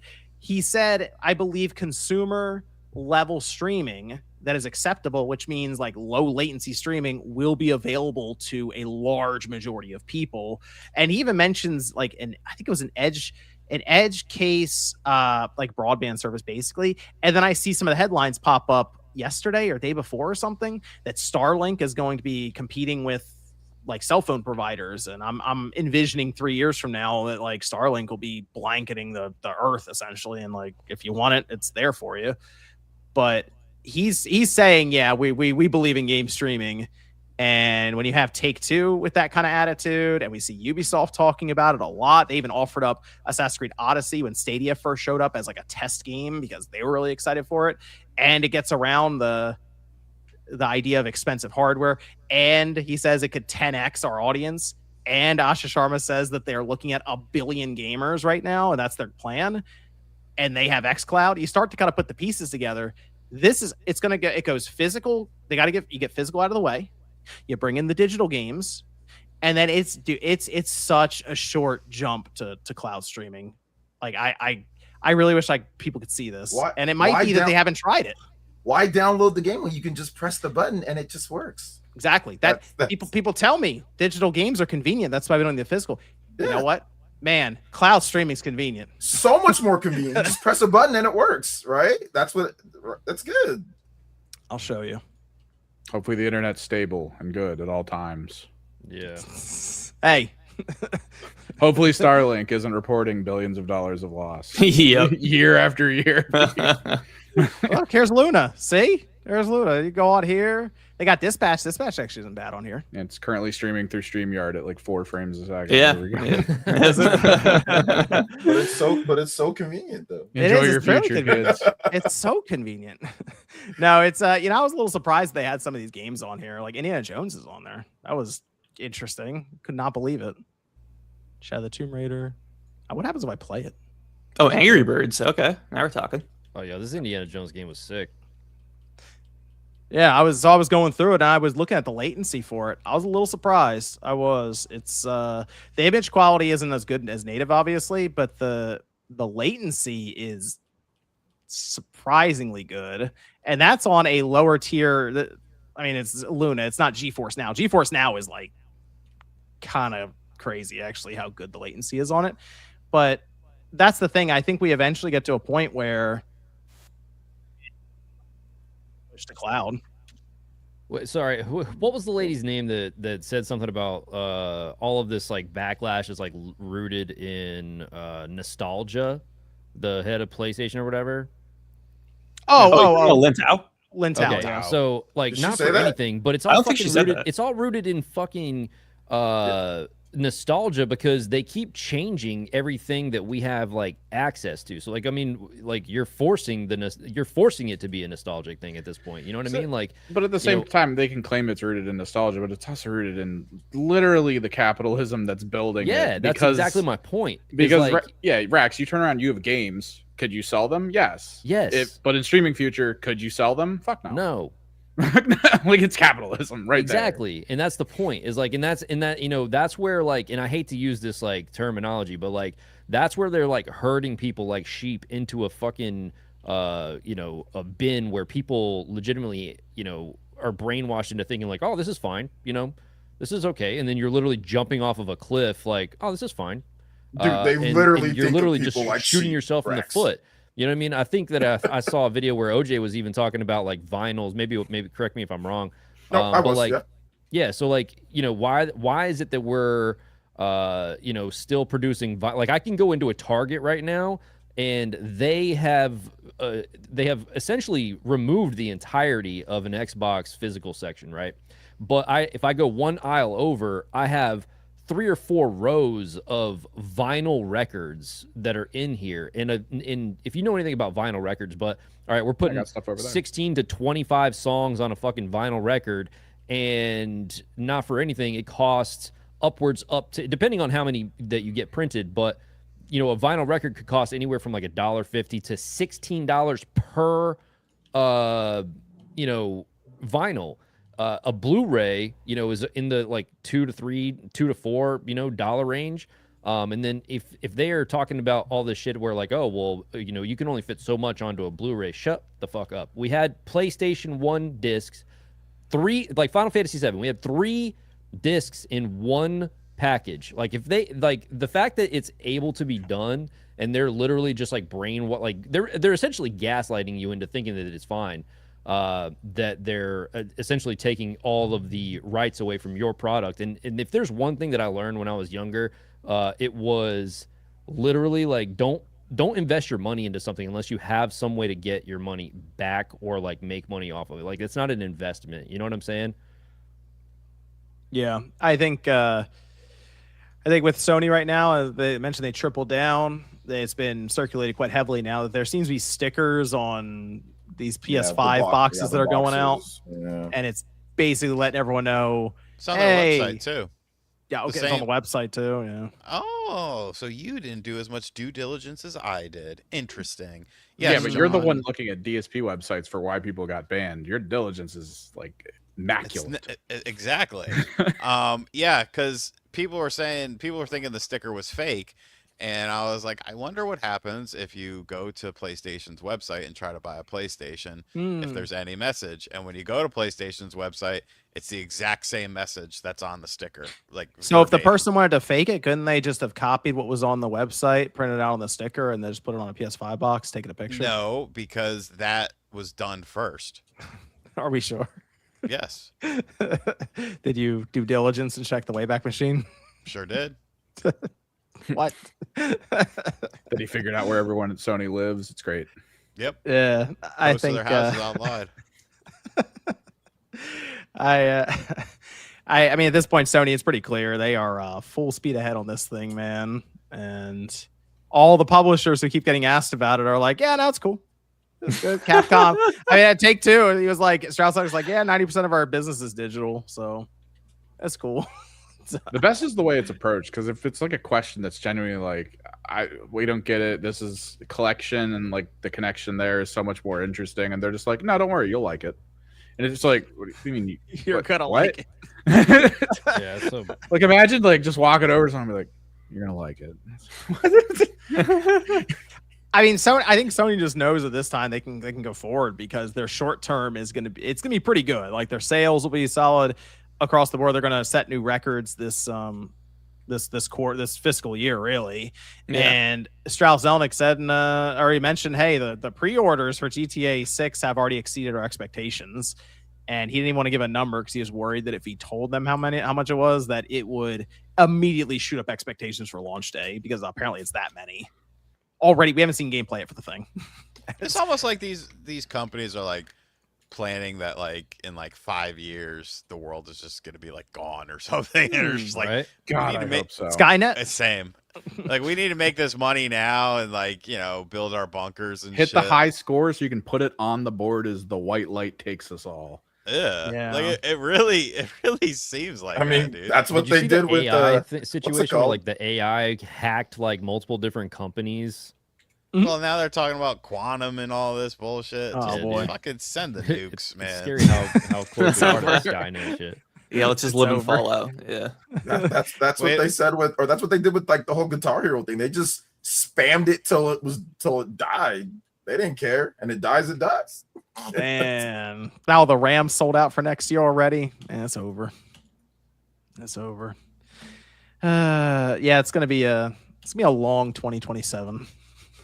I will say I'm really excited for GTA 6. Probably one of my most anticipated games ever. I am not signing up for Netflix for that. No, I mean, that's the thing. I don't know why people would sign up for Netflix. If you don't Yeah. have Netflix now, you just honestly you wait probably an hour and someone will.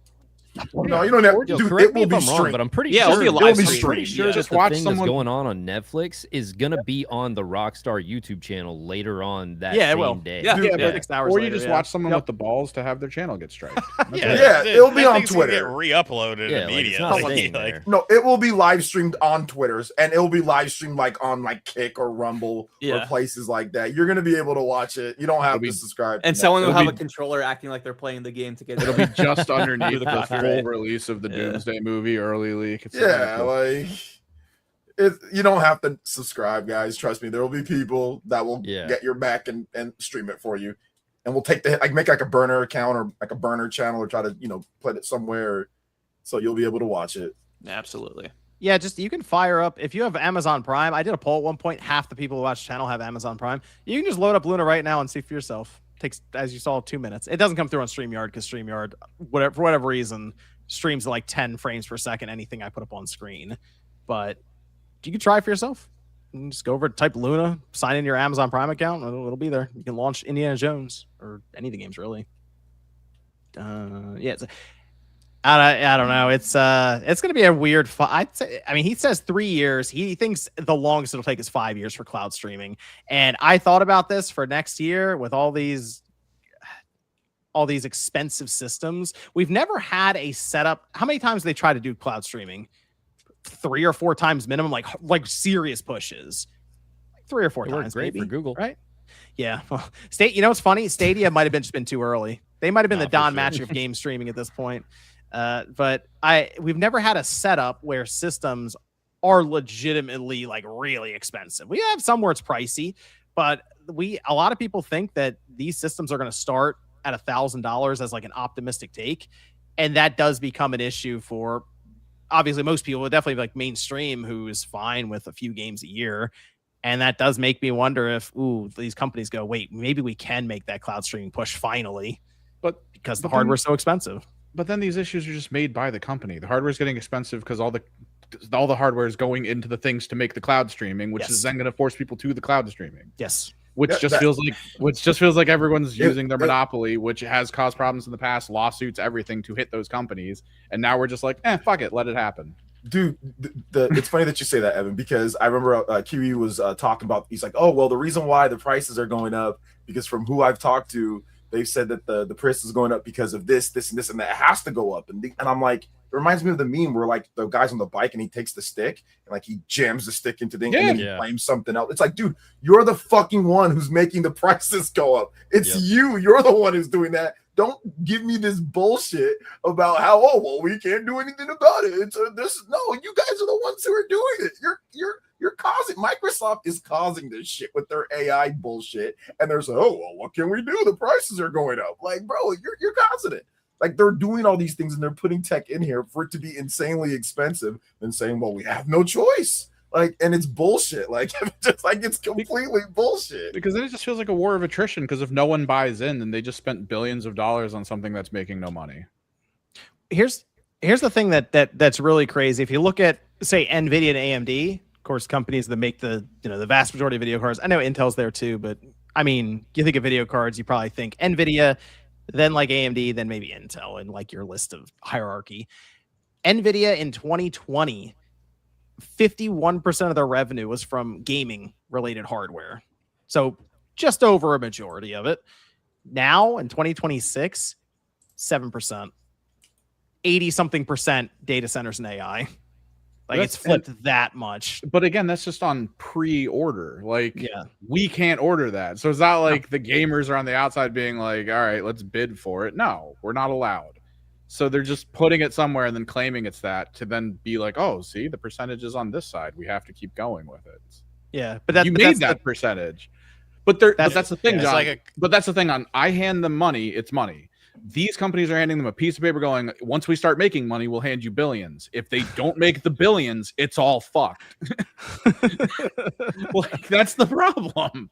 It's like a company saying that 90% of their sales are digital when they haven't released anything. The things that they did release were in limited quantity, and they're also counting an all-digital storefront along with mobile stuff as being the same part of the See, equation. Sean, everyone's did you buying know- digital. See, Yeah, Sean, did you know Steam's 100% digital? Isn't that crazy? Everything should go What? digital. That's crazy, man.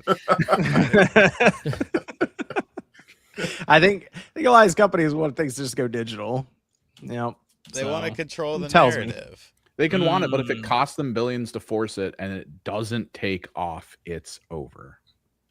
Like it's no. Like- we'll see. We'll see. I mean, people think some companies are too big to fail, and that is not correct. But you know what?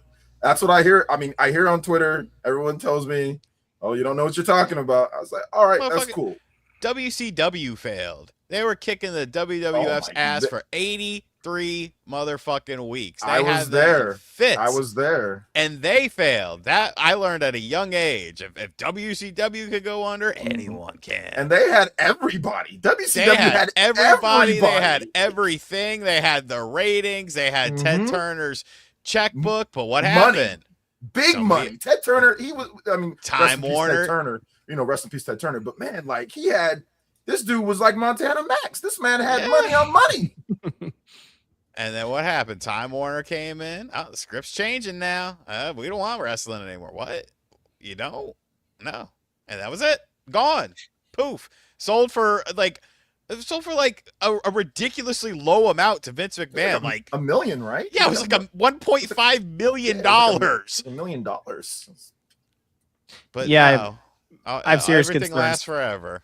serious concerns for Sony going into the PS6 reveal.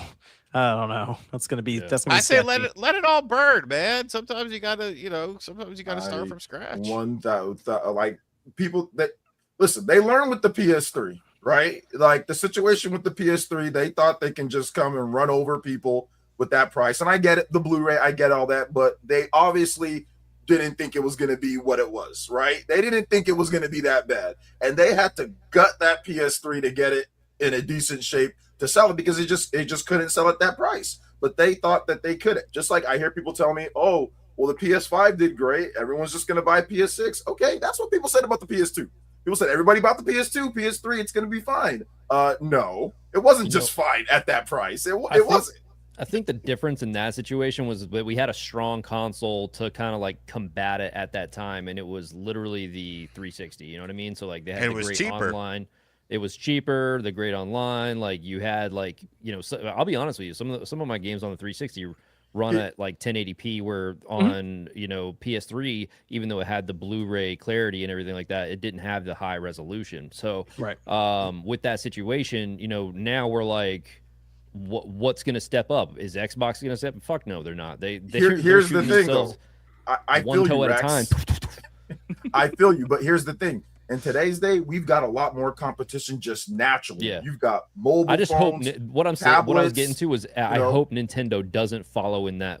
You know what I'm saying? Like right now, I feel like Nintendo, although they're not like competing with power, I think that kind of needs to be like the whole thing is like, do we really fucking need all this like quote unquote like high? I'm gonna get into a whole different argument here, but like the high cost video games where like the graphics have to be like the most ultra realistic thing, like. People just want fun experiences, man. I know, but even then, I mean, Nintendo's not producing their own hardware. And if No, the hardware yeah, I companies get it, just yeah. go, well, we just want to give the hardware to these guys so they can make their Yeah. cloud services, Nintendo's gone. Like, Yep. they can just cut them off. Exactly. Yeah. We're in a fuck Yeah, that- situation, man. Yeah, the whole thing with the RAM companies, SK Hynix, Micron, Samsung. There's three. There's the three. Yeah, it's they're almost allowed. like we need more and have needed more Well, for a very long time. That's the funny thing is in China, I think it's CXMT. They so people say economy of scales for Sony, right? It's like, oh, they can order a lot of stuff at once and get Yeah. it done. And we're talking about, oh, maybe they can make 15 million PlayStation 6s. Economy of scale, that'll work. That'll be 18 months worth of sales for the system or something, even at inflated price.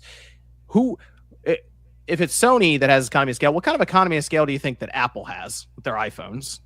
How many iPhones do you think they sell in a year?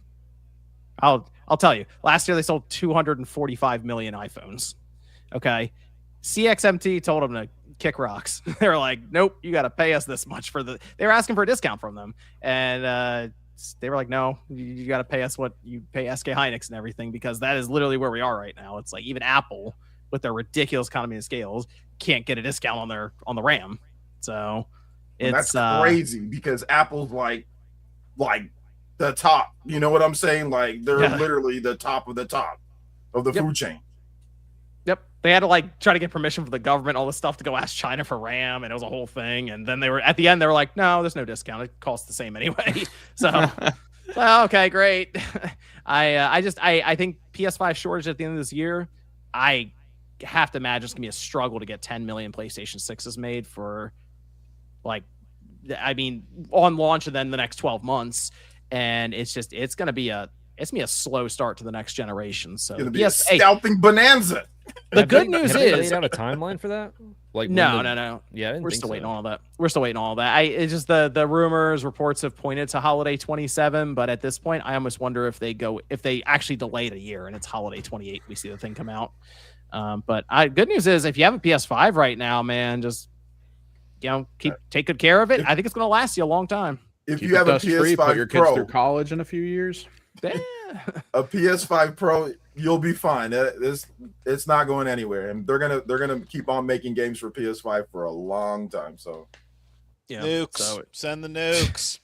that PS5 is going to be good to like 2035, probably 2036. I think it might even be longer. That's the crazy thing. Man, it's crazy. That's crazy. Well, it's that'd be an interesting run up to next generation. But PS5's almost too well built for Sony in some ways, you know? yeah. Hey, I mean, it's good. It's almost too well built of a system. Yeah. Well, next year that thing might be like $750 for the PS5. Just probably another price increase. The I guess the last thing for this real quick is going into next generation. Do you think Sony or Microsoft attempt, along with their regular system, they're going to do this Helix or this PS6? Do you think either of them attempt a cloud device, as in like how they had Keystone that they were developing and they shelved it for Microsoft, or it's going to be a box that you buy and it just streams stuff to you at a low price, like for the box? Do you think either of them attempt that? Not at the beginning of the generation, but I feel like at some point in the middle, probably. Okay. Yeah. Yep. I think Microsoft. I would, if I had to guess, I think it'd be Microsoft who might attempt it, and they revive Keystone. If I'd take a guess. Well, they're already doing the TV thing, so they are. Yeah. So they announced, they're... and it was funny because Asha Sharma was like, "Hey, because hardware's got so expensive now." It's like, oh, thanks. But consoles are still their main focus. It's one of the C's, one of the 4 C's. This lady reads off a spreadsheet. People out here worship. I swear she's really good at being a business lady. She just knows exactly. She just says things exactly when she needs to say things. But we're bringing back console. We're bringing all this. By the way, man, it's just too expensive for this shit. Check out the TVs. Not everybody. You can't say both. We're bringing back exclusives, and then Gears doesn't make a profit. Well, we tried to bring back exclusives, but you fuckers didn't support it. So OJ, it's funny. Cloud.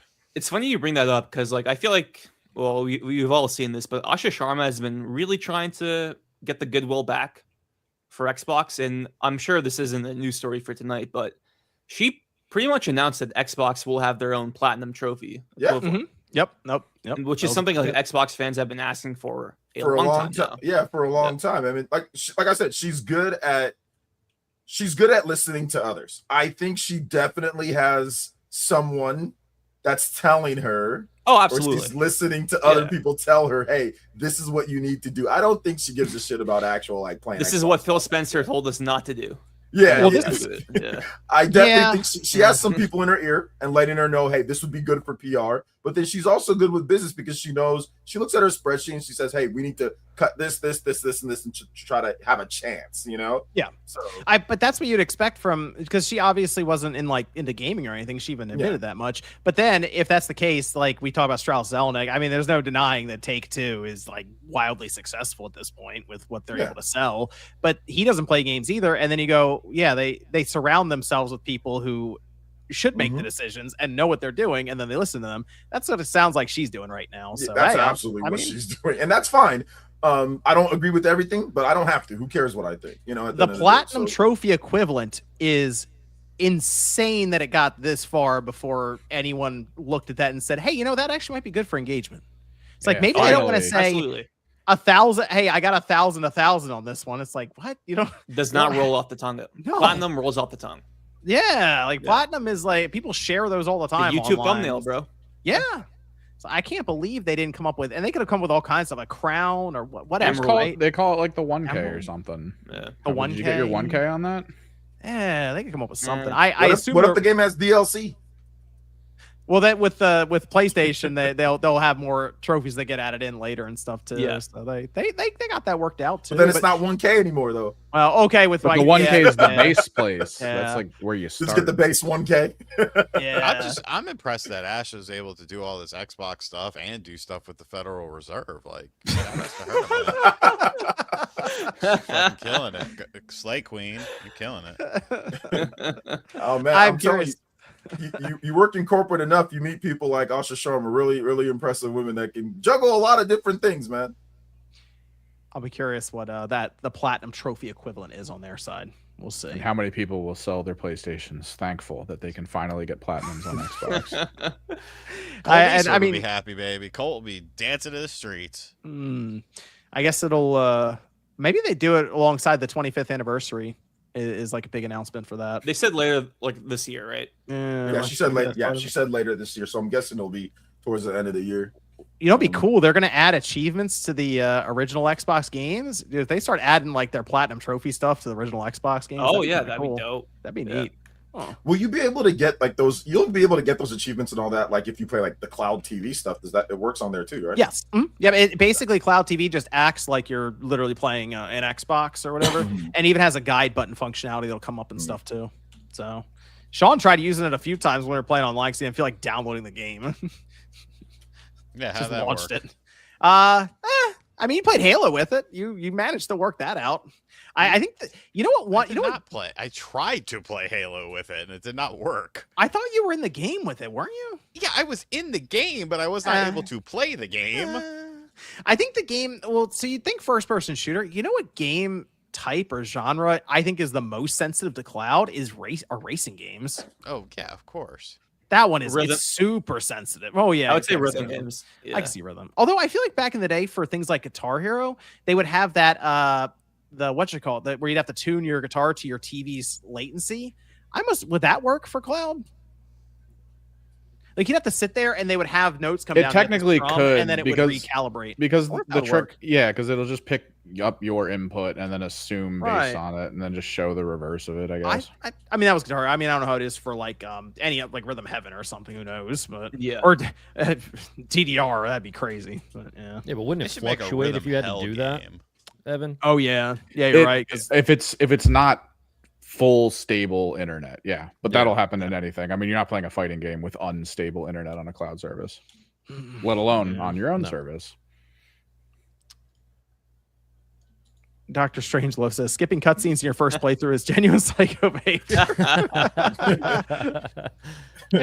Hey, no, John did that with the Halo campaign. He was skipping all the cutscenes. No, because people were like, skip this. Who was it, Nate? Skip this. Skip Oh, this. You did You're it, getting and you peer did pressured. it, and you Yeah. did it, and it was my first time. I feel like you said skip this. No, at one point you're like, why are we still watching this cutscene? Well, I mean, you skipped the first 5. Why That would was a you not test. skip the later? That was That was a test. Yeah, I was testing you. What? Why are we still watching this? That doesn't mean you. Okay, I guess I'm skipping this. Zazabar, smiley face. Oh, it's like a stick person sideways. Good job, Zazabar. I think he has a I boner. think you had a boner. Yeah, Yeah. I think that's the implication. Go brother. back. Go back. That might not be, that's not safe for work, man. We got a little We in chub trouble going on on YouTube. there. Andy Ackerman says, time to explode. Yeah. So yeah, like it. Can I have permission to be a little unhinged real quick? Mm-hmm. Andy shared a picture in my Discord, and I have turned it into a face in a hole for my stream. Oh wow.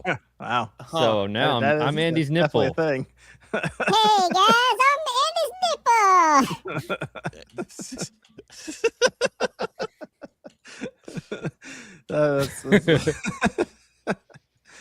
Oh man, that's good. That's good. Chad says anyone play Super Mario 64 HD on PC or modded Switch and wondered why Nintendo doesn't just take and put on their storefront and just steal it? This is ours now.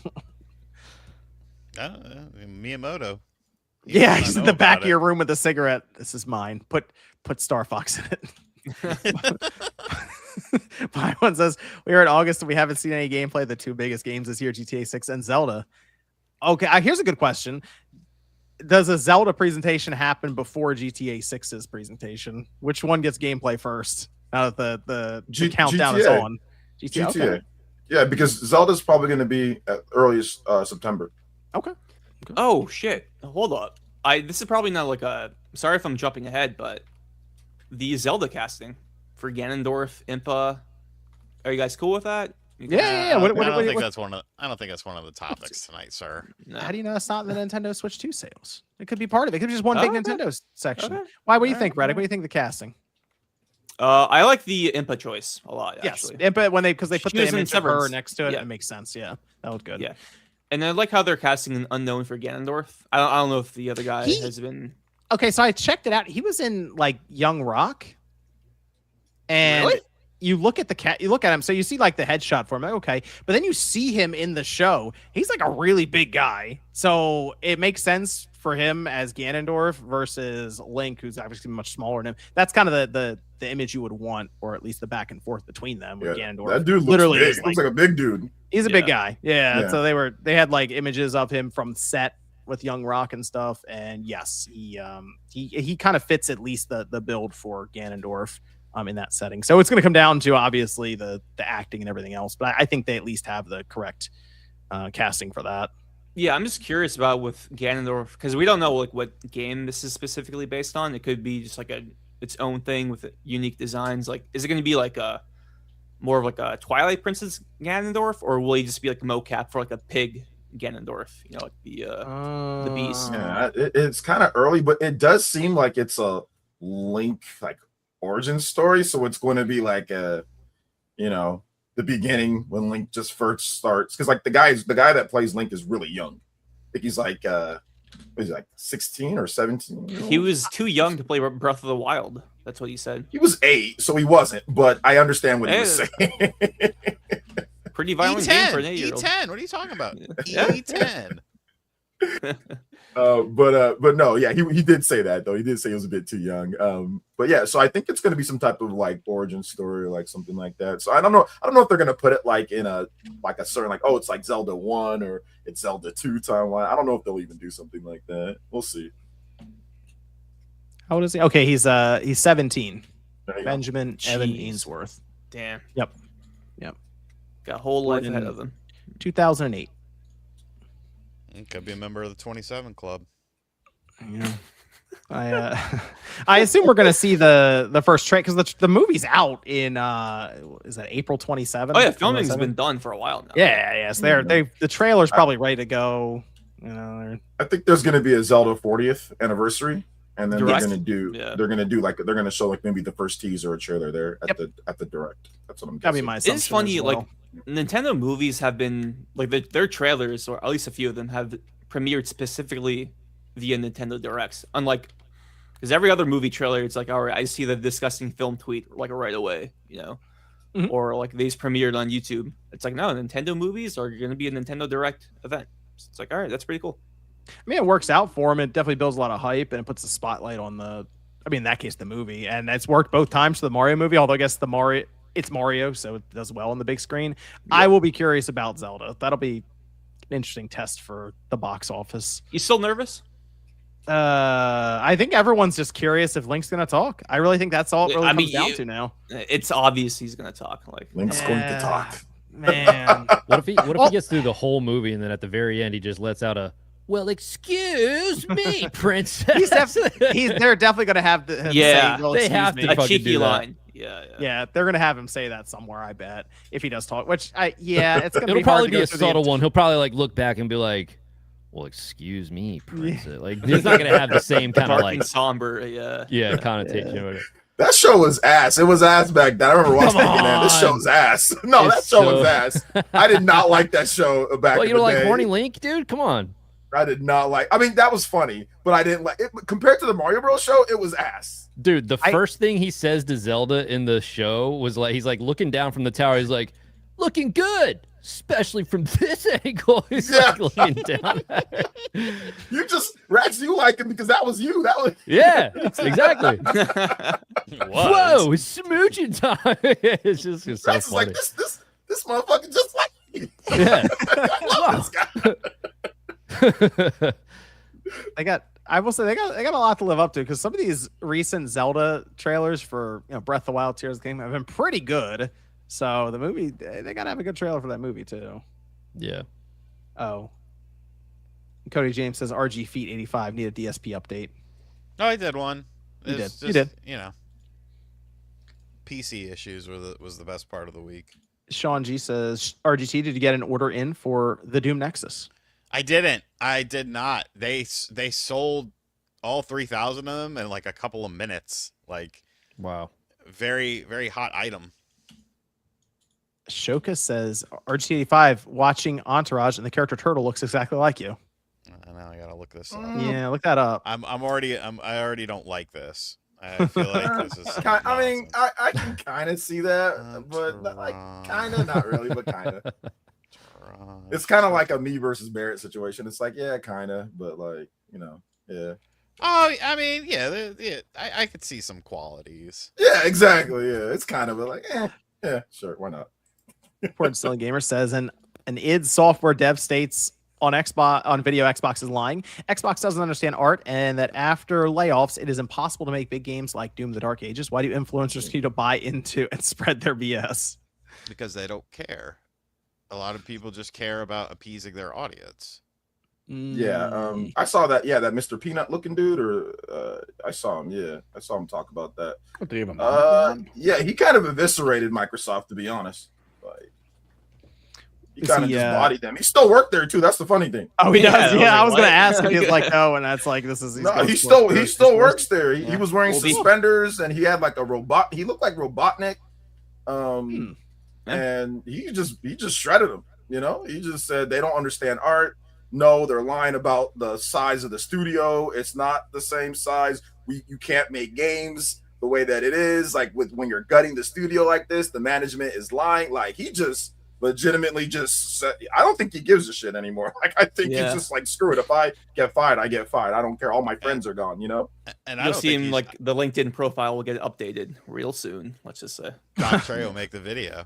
I don't think he's lying about that either. No, I don't think he's lying. No, I don't think he's lying at all. I think it is gutted. Digital Boundary said it's gutted too, and they have like personal contact friends. And they also said it is gutted, and they have a lot of friends that work there. And in a weird way, when you gut a company down to the bare essential people, if one of those bare essential people is like, my bosses are shit, do you get rid of them? Because then you just don't have. Like you're already at the bare minimum. It depends on the ego of who's in charge. So if Sharma has a really big ego, which I'm not sure she does, it depends on the ego, right? Like, of the people in charge. Nothing about Microsoft's management of their studios over the last decade plus really disproves anything this guy's saying. So they haven't exactly been on a roll. You can just do whatever you want there. You want And to he work talked today? about Game No. Pass. All right. He said it's weird to talk about sales and like why they got reduced because Game Pass is a thing and people were playing their game on Game Pass. So how can you blame them for sales when you do Game Pass? Yep. So we talked about that too, which is interesting. People don't like common sense. And Kevin who wrote Common Sense? Sean? Who wrote Common Sense?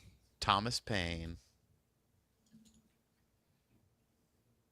Okay. Kevin says, what's up, Spawncast? First we had console wars, then we had price wars, now we have physical wars, and Sony and Microsoft ending physical wars, but Nintendo has won physical wars. They're the holdout. It is Nintendo. It helped start the American Revolution, John. I'll take your word for it. Learn your history. Shoka said, hey, you told what'd you tell Raddick earlier about Trudeau. Thanks, Trudeau. And he's like, he hasn't been here for a while. That's Canada history. I don't need to know about that, pal. Ah, come on.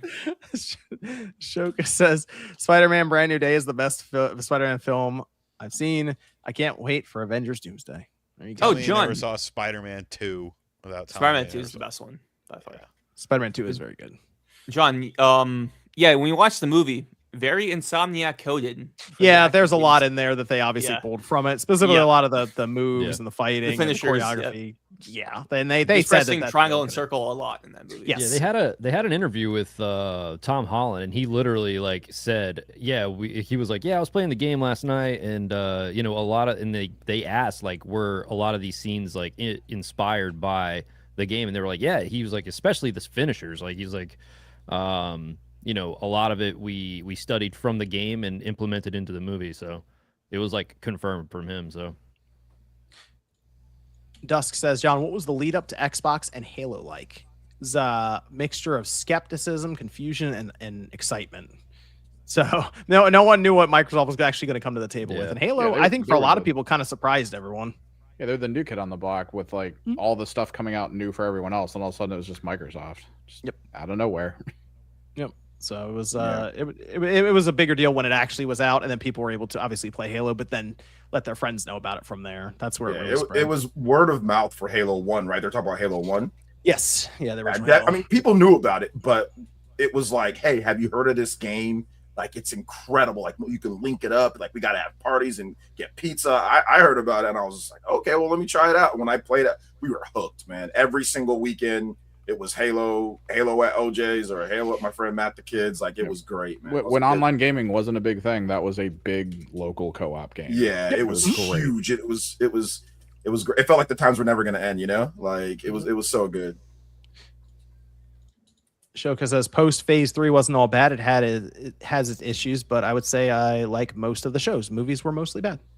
There you go. And then Ashoka says, Player Essence, how's your stomach? I'm doing better. I That's got good. dehydrated. I'm doing better though, but I'm all right. Thank you though.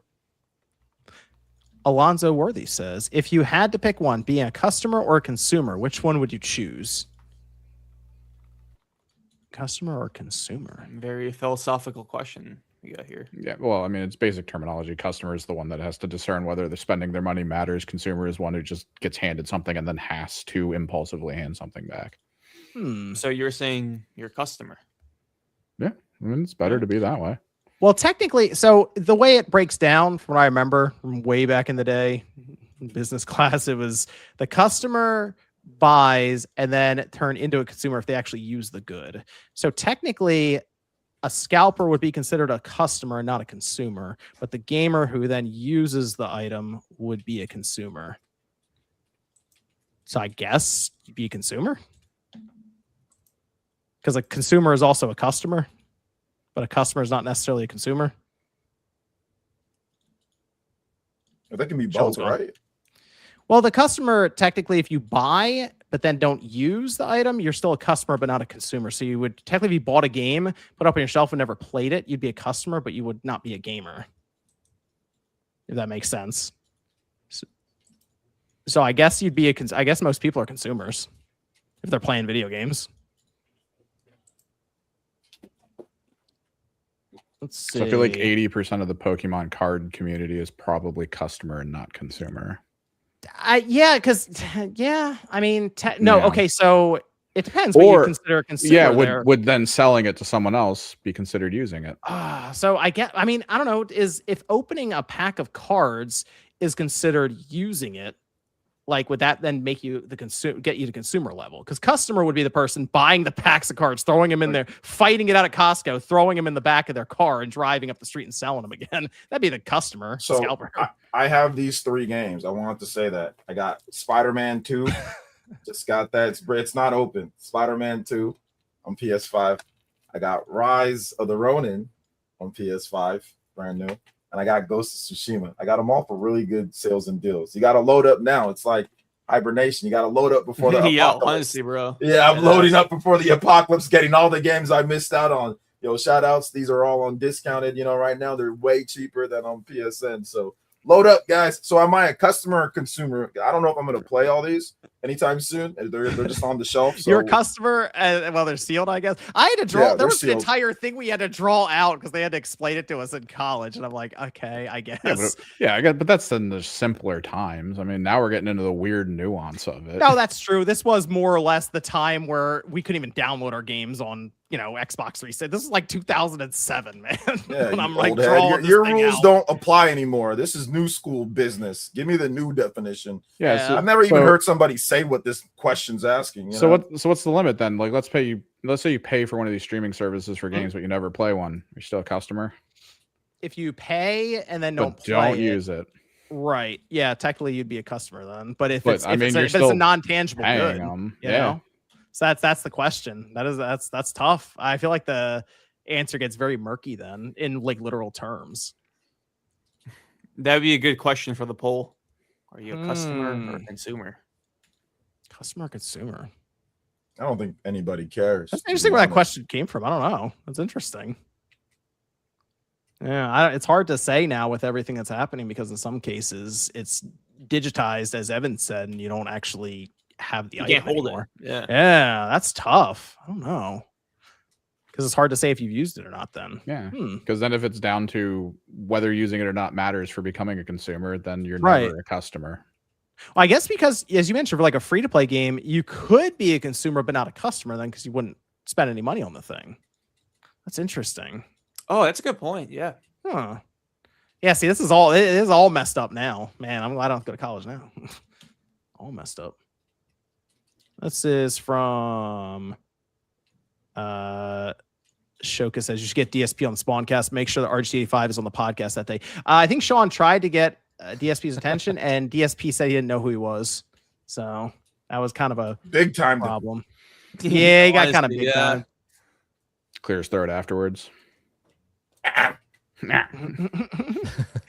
Salty says, love each one of your guys' content. Got my channel monetized last month, and to celebrate, wanted to share part of my first payout to the crew here. Keep up the good work. Now I gotta make Mario Titans content for that YouTube money. Dude, that Mario Titans thing was crazy. That came and went, but people were kind of convinced that was actually a thing. Man, Yeah. AI Certain was type- going crazy. Certain types of people. Shout out to Salty. He commented on my recent Twisted Metal video. Ah. Appreciate it. Good Kid says, got Lies of P on Switch 2. This and that game game runs way better than I thought. Great port. Okay. Yeah, it's a good port. So- Crypto says, do you think Netflix might stream GTA Online? I think that's kind of is that what you're implying, Evan, with the role playing thing that they would buy? No, well, that's one thing, but what I'm saying is, since they bought the role play stuff, they are trying to figure out ways to monetize it, which is kind of like hiring actors for super cheap to do improv style comedy within the universe or drama within the universe of GTA. That's the major part of GTA roleplay. It makes a fuck ton of money for a lot of people. So, but it makes it for the people, not Rockstar. So Rockstar wants to figure out how to make money. So if they force certain people to go to Netflix, pay the fee, and then Netflix pays Rockstar for us to have to, or not necessarily all of us, to have to go there to watch them to get up to date on things happening and experience that. Because it's kind of like Kids in the Hall. It's kind of like all those old shows we used to have that were just improv skit comedy. And they can make money off of it that way. And because it would be on Netflix and people watching it, then they could also do brand deals because, as we all know in GTA, there are billboards and stuff that could show a Pepsi can in it and suddenly make more money. And Rockstar wants more money. So it's just ways to force monetize it. Let's talk about some of the Switch 2 sales that came through. All right, here we go. They put out their Q1 financials for fiscal year 2027. And so, they turned in a really good quarter. 150% up on their operating profit. Shout out to the tariff refunds. Good stuff. Sony, We're all happy Nintendo about coming that. through with it. Good job, Did you- everyone. Let's just clap it up. Did you see Apple's? Woo! Yeah, they got a lot of money too. They got billions. Nintendo $2 billion. got $300 million in tariffs refunds back. That No, held didn't their- Okay. yeah. We didn't even have to hand it directly to them. No, they Someone else got to keep it warm for them. Yeah, that, Was it a there you check go. with Trump's face on it? Was it just like pissed off? Like, give Well, this back. Yeah, Nintendo's doing well there. $300 million for himself. That's okay. I think Well, Sony got 500, a little bit over 500 million. 500 million. Nintendo got 300 Damn. million. Microsoft got I think an undisclosed amount. I don't know. They don't really tell us anything though. So Everyone's eating except us. Yeah. Microsoft's overseas accounts, hidden overseas accounts are flushed right now, baby. Man, Those UPS, Swiss I think- accounts. I got an email that UPS is trying to give some of the money back for the refunds, and they're like, "Put your address in here, and see if we can find a package for you that you got." And I was like, "I got a lot of packages from them over the year. Let me see." No, nothing. It's like, okay, I guess. You would have Did you have got to put- three. You would have got Did you have to put your social? Yeah, did you have to put your social security in No, there too? it's just the address. That check your You would have address, got $3 and a bag of chips, bro. You would Dead ass, dude. Honestly. Yo, real Man. quick, like before we get more into it, like I remember there was a settlement for like Wells Fargo because like Wells Fargo was like scamming people. I remember I put in everything to get my my money because it was a multi-million-dollar settlement, bro. You know how much I got back? 50 cents. $17.35 Hey, after like years. Well, hopefully everyone kept their receipts for when they bought it with the tariff up, and then you can just class action them, get it back. mm. Hey, Sean's trying to join back in. Oh, is he? Oh, I'm sorry, Sean. I've been here for like 10 minutes. I thought you were watching WWE. I am. I don't know. Oh. The StreamYard just crashed on me. Oh, So- yeah, he disappeared. Yeah, that's fine. You're back. We were talking about the tariff refunds that Nintendo recorded on their balance sheet at $300 million. Yes, I've been listening the whole time. I've been here for like Okay. 10 minutes. Okay. Anyway, hardware switched to 3.82 million sold in the last quarter. 23.68 million systems now. Maybe people rushed out to buy the thing because it's going to go up in price next month. That's That what I seems did. likely. Yeah, actually, yeah, no, it's true. We have an actual anecdotal evidence here of that. So that's probably what was going down. We'll see how things go for them post September when the price goes up to starting at 500 for that. They're still looking, I think, at like 16.5 million Switch 2 systems for the fiscal year. So I still had some work to do on that one. But software wise, they had some standouts. Tamagotchi Life, 8 million copies sold. That is Damn, ridiculous. dude. Yeah, I'm not a Tamagotchi Life person, but man, that audience showed up. Sheesh.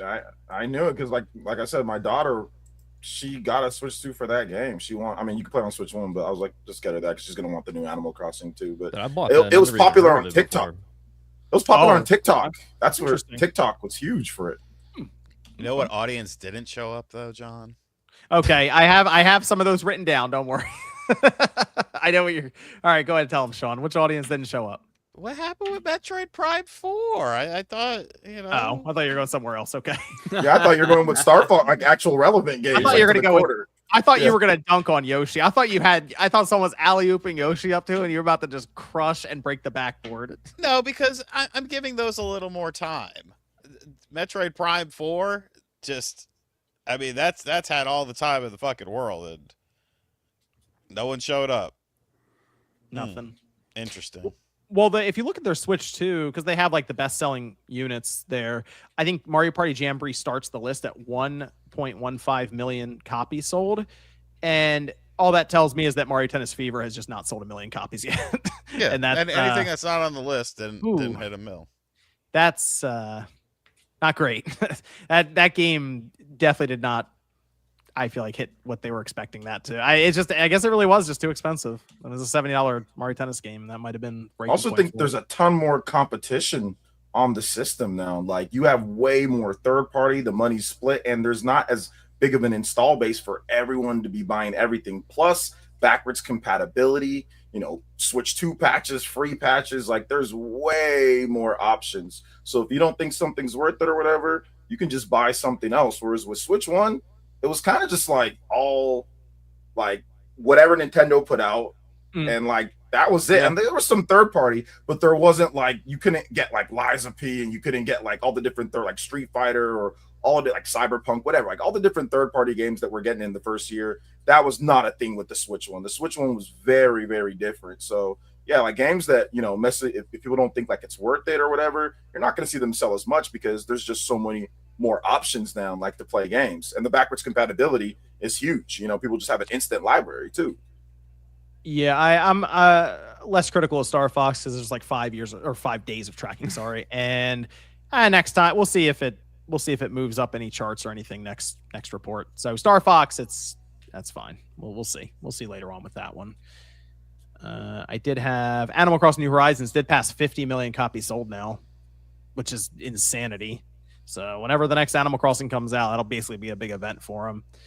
Mario Party Odyssey is over 30.8 million on that. Mario Kart World still the best-selling Switch 2 game, 15.39 million copies. It's still selling well enough since the bundle like went away and they've been playing around with other bundles, but it's very clear that was like the big thing that really pushed it forward. No changes to upcoming first-party games. Zelda is still out this year. So they decided not to have to push anything. And they say that their third-party support is stronger than the Switch one's first year, which isn't too surprising because it was still a pretty big question back then if third parties were going to show up at all. But that was Nintendo's quarter. Pretty good overall, I'd say. But I'm more curious when the pricing goes up. That's how I am for all these companies right now. When things get more expensive, can they still sell? We are going to find out. All right. R.I.P. Metroid Prime 4.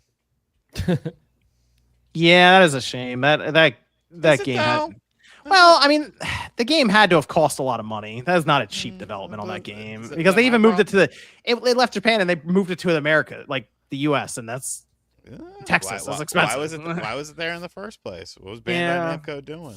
They were making something. They were making something maybe different. They were trying to mix it up for the game, but it did not work out. I mean, the game sold. Sharma walked in there and said, "What is going on in here?" Basically. I mean, the game sold over 1 million, but that's obviously not as much as probably they would have wanted to sell. You know? No. That game, I don't want to speculate too much on that budget, but But then again, it probably hasn't made money yet. I think Nintendo knew the game was. I mean, the best Metroid game has sold 3 million. This series has been around for decades now at this point, so their projections probably weren't anything more than 2 to 3 million. I don't think they were projecting this game to sell like 5 or 6 million. They can't because Metroid's never sold that ever, no matter how good Metroid is. Metroid Prime, one of the greatest games of all time, right? And that did not sell 10 million copies. Or, you know, Metroid Dread is incredible. There's nothing wrong with Metroid Dread for the most part. And that is the title. But that's like the best selling one, right? And that was on a massive install base, and they did 3 million plus for that. So it's like, you know, I don't know how much they were expecting with that game, believe it or not. That's just me though. So do you guys think Retro is making another Metroid game, or are they just going to do another Nintendo? I think Prime 5 is going to happen. I think they're going to do Prime 5. Really? Yeah, I do. I think so. They're going to make the Prime. Yep. But mostly because I think they already have assets made and stuff with 4. So I almost wonder if they looked at 4 and they were like, all right, this is the way we're going to make this work, is we're going to make another one and it'll just not be as expensive as this one.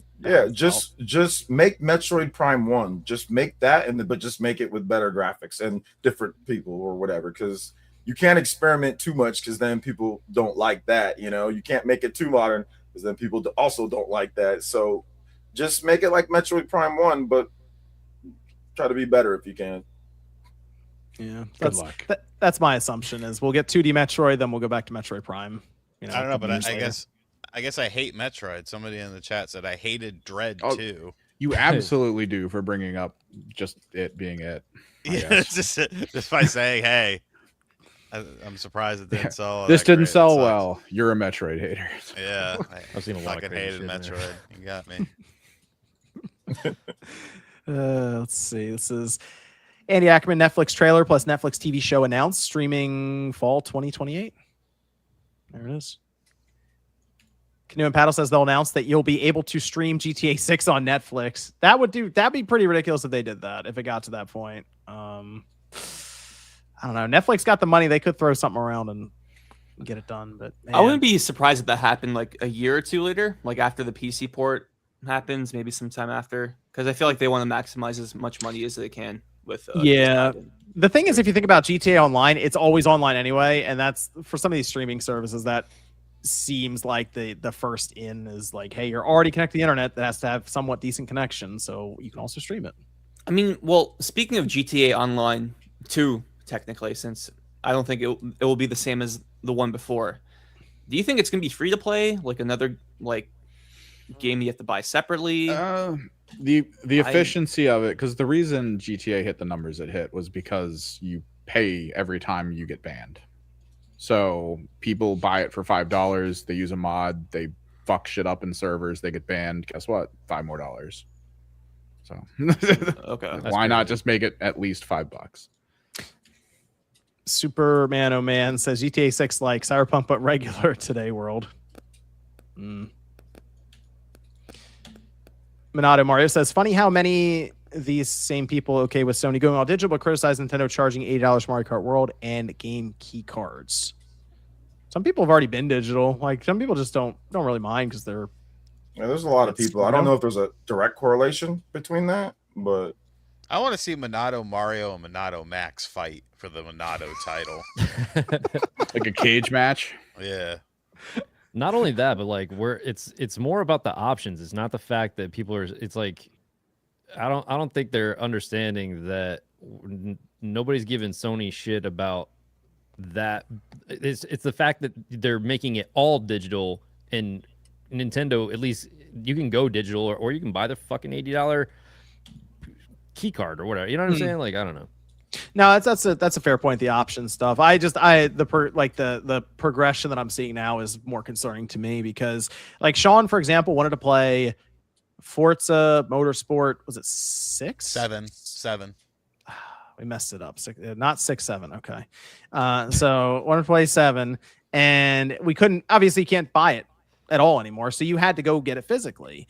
I'm thinking about that world post digital where it is cloud, and it just doesn't exist anymore. Yeah. That's what I'm thinking about now. I'm like, oh my gosh, are we actually that close to? Are they going to these companies trying to push us to cloud? I don't know. I don't like and it. Like that was actually the most recent Motorsport game because 8 hadn't come out yet, right? Or the reboot Forza Motorsport, and I wanted to play that before it came out, and I was like, I can't buy this digitally. I was like, all right, no, I'll buy it physically, but that's crazy. And now you're getting rid of that option. But, everything's cool, man. Everything's great. Video game industry's awesome. Yeah. I mean, we're also seeing those fun little, I guess, anecdotes and stories of people who have their entire account shut down over bullshit, and then you just lose everything. Oh, yeah.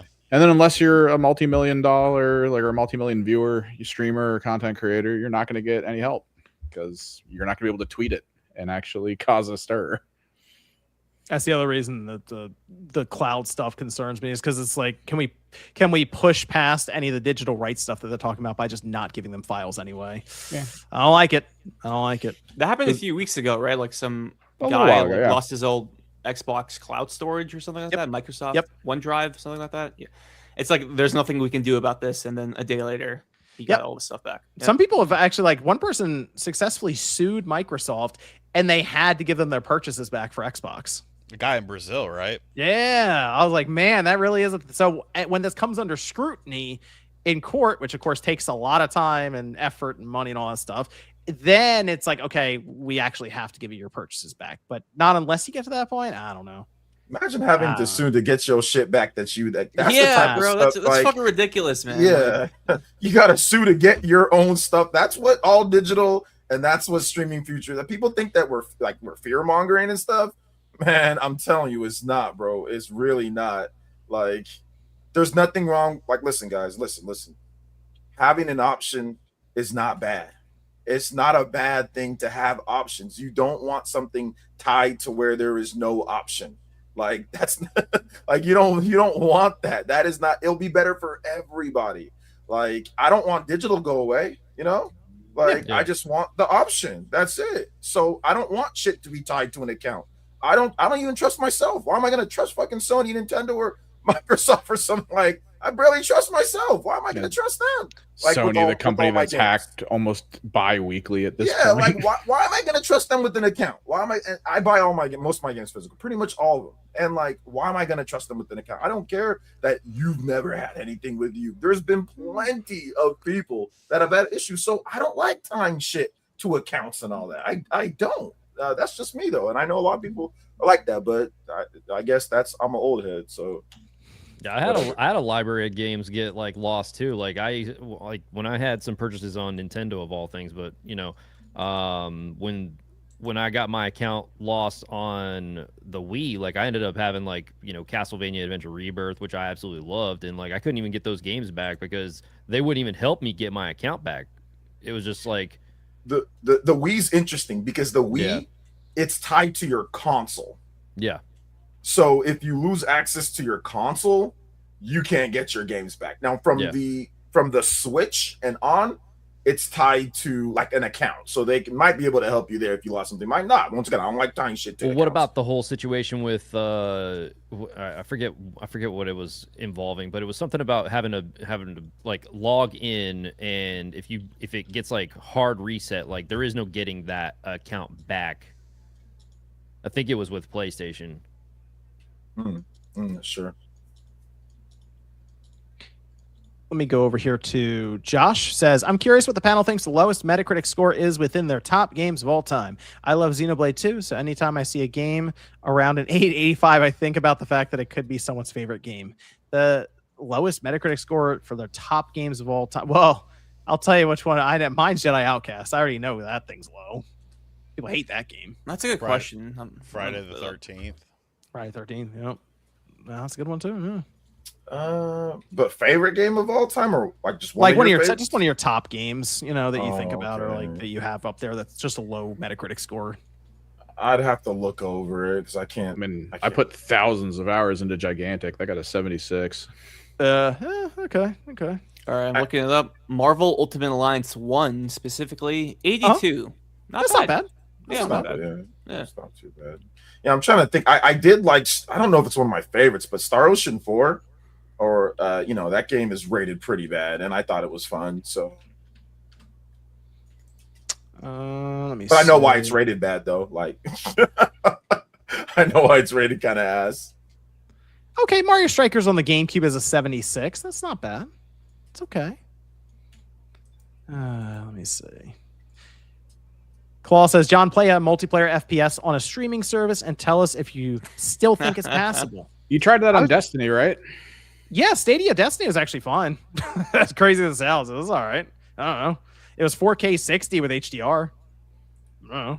It played well enough. I was wired in directly, though. I did not play through Wi-Fi. I will say that. But I'd also say it depends on the first-person shooter, because I mean, when you got things like Destiny with all the built-in Snap 2 shooting and all that, it's one thing. You're playing Counter-Strike with a mouse and keyboard over stream, you're gonna fucking hate yourself. Probably, yeah.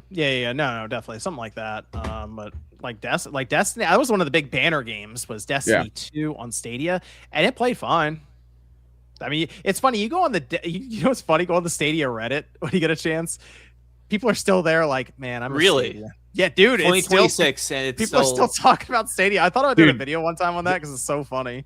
You got to go back through YouTube and find all the Stadia Stan YouTube channels of just people who are like, I have no idea why anyone's saying it's bad. Watch how amazing this is, and they're sitting down just playing it, sort of, and it's the kind Samurai of Showdown game, artifacty a little bit. Yeah. Stadia had its moments where it was like, oh wow, I see the vision, but then all of a sudden it starts pixelating out and going crazy, and you're like, okay, it was fun for those 5 minutes. It had some weird issues, man, but the technology was interesting, and although that was a while ago now, so. Dusk says, episode 500, can you make it a Spawncast special? Yes. Yo Peep says, with all digital PlayStation here on out, what publisher do you think will abandon them to start their own streaming app? Because 90% prefer streaming than digital in the future. So you need no, it'd be probably, I would think it'd Take-Two. They might do that Rockstar, like the launcher thing, and start just feeding a lot of their games through there and work with like Amazon Web Services. I was thinking EA. EA, yeah, that's a good one too. Yeah. Yep. Ubi. Yep. Ubi for sure. Yeah. Epic Games with Fortnite. Yeah. Nay says, anyone played Marvel Tokon yet? It's fun, but I missed the Capcom crossover elements, and the number of mechanics are overwhelming. Tokon's been a blast. I keep saying this, so I apologize. I just wish it had more than 20 characters at launch. That's the common issue with fighting games. If you can't have a massive roster, it only feels so good. So there'll be like an Ultimate Edition, you think, in 2 years for that game? Oh, absolutely. Yeah, Yeah, there absolutely. definitely will be. Demonic. I mean, Origin- it's Arc System Works. They do Yeah. it for like every game. Yeah. Okay. My okay. friend would always buy NRS games like after the Ultimate Edition was like half Yeah. off, so you just get like everything for like a really cheap price. Demonic Brawler says after Blockbuster, I knew anything could fail. Yeah, that was There's it. still a few of them. The One. last There's one. Blockbuster. There's actually a little bit more than one. Huh. Interesting. Yeah. Are they like the booths or something? Like There's small the little corner stores that are kind of like very Oh. narrow. That has just metric tons of VHS. I don't know if it's originally what they had or if it's some guy who found like a light up sign and decided to call themselves Blockbuster. Adam says if EA were to sell off certain devs and IP like BioWare and Dead Space to offset their new debt, who do you think would be a good buyer? That was the last topic anyway, was EA's You're running Is out EA of time going here, private? pal. Hey, you took 10 minutes off and then we were 5 minutes late. Yeah, we're at the 2-hour mark now. I mean, we can simplify this topic then. I mean, in a year, we're going to see EA Nordic pop up as a logo. EA Nordic. That would be Yeah, Nordic, let's crazy. go. dude. EA is going. They're private now. Their deal closed. They have like $18 billion worth of debt added to their balance sheet.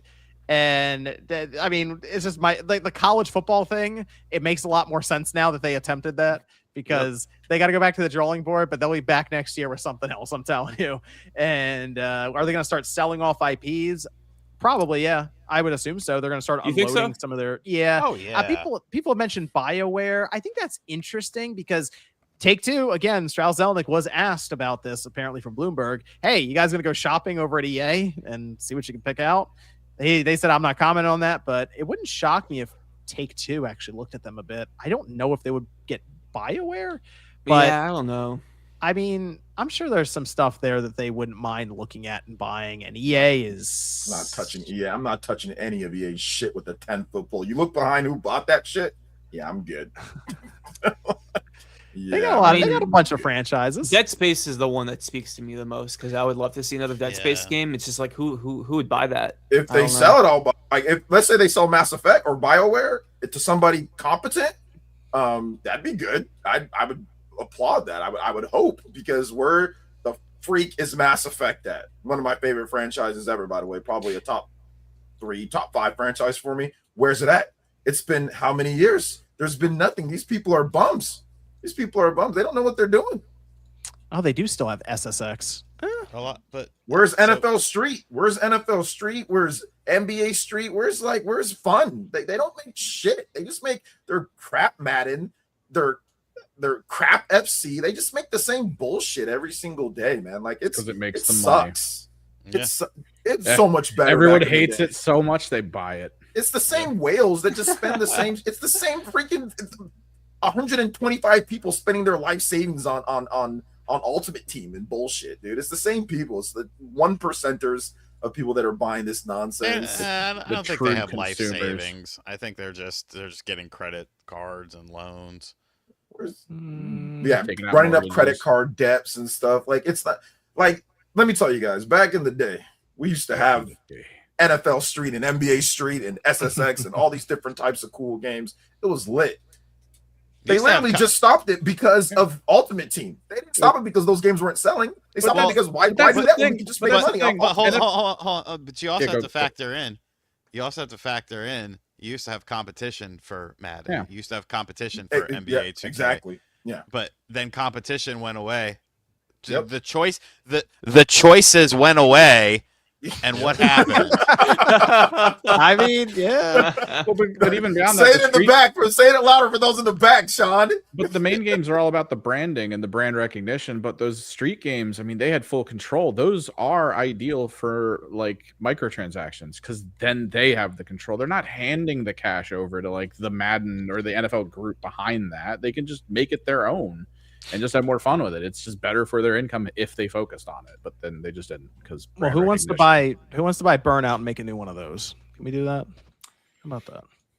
Something fun. Dude, it's so weird. Car games are weird because we watch so many of them appear and then vanish because of Onrush. contracts Onrush. all the time. So like, it's got to be hard to want to do a Yeah. car Need for game. apparently Need for Speed is on ice at Yeah. EA. That's They're not crazy to me, They're dude. done with it. That's like Yeah. Even they got Need for Speed's gone. reassigned. Yeah, they're not even dealing with it anymore. It's done. Like, So, I feel like you could just unfortunate. make up like fake alternative cars, so you don't have to pay anyone, but then no one wants the game. Yeah, Which, exactly. that That's the sucks. problem, you know. Well, Burnout doesn't have licensed cars. None of the Burnouts have. Had Yeah, they like because make up the cars. So they're like you can kind of tell what it is, but it's not. manufacturers wouldn't. Yeah. Illegally like distinct. that. Yeah. Right, yeah. But I don't know. Hey, EA, they're not going to tell us much anymore. They're a private company, so we'll hear about layoffs probably through LinkedIn posts and people on social media. Then that'll be that. Do you think so. there's a chance they cancel that Iron Man game for Motive?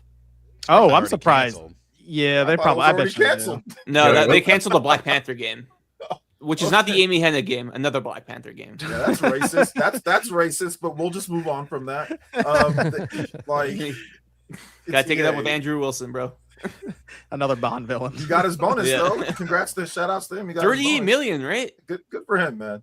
It's so great. It's so great for EA. It's such awesome games that they've been putting out. They've been making so much money. It's doing so great. It's gotta make awesome. sense, right? Congrats, Andrew man. Wilson That's so cool. bonus. So cool for him. I'm happy. $38.7 million Oh my god, he totally bonus earned it, man. payment. Look at all the great games we're getting from them. It's awesome. Jeez. God, we all went to school and we're told we had to be successful to be rich. Joe says Kratos should be Drew McIntyre. Batista is like RGT age. Man bags are real.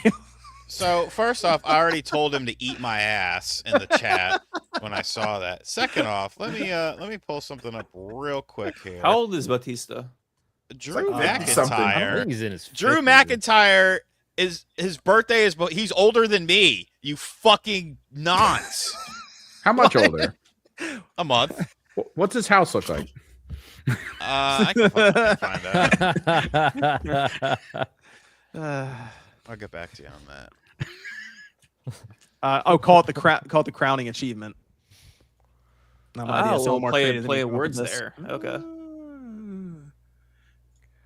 DC Fat Kid says, "What's the place to find retro games and comics?" There's this great place called Whatnot where if you use a link, I fucking knew it. I knew it. you can get free money to spend anywhere from $10 to $200. I think Evan's gonna drop the link in the chat right now.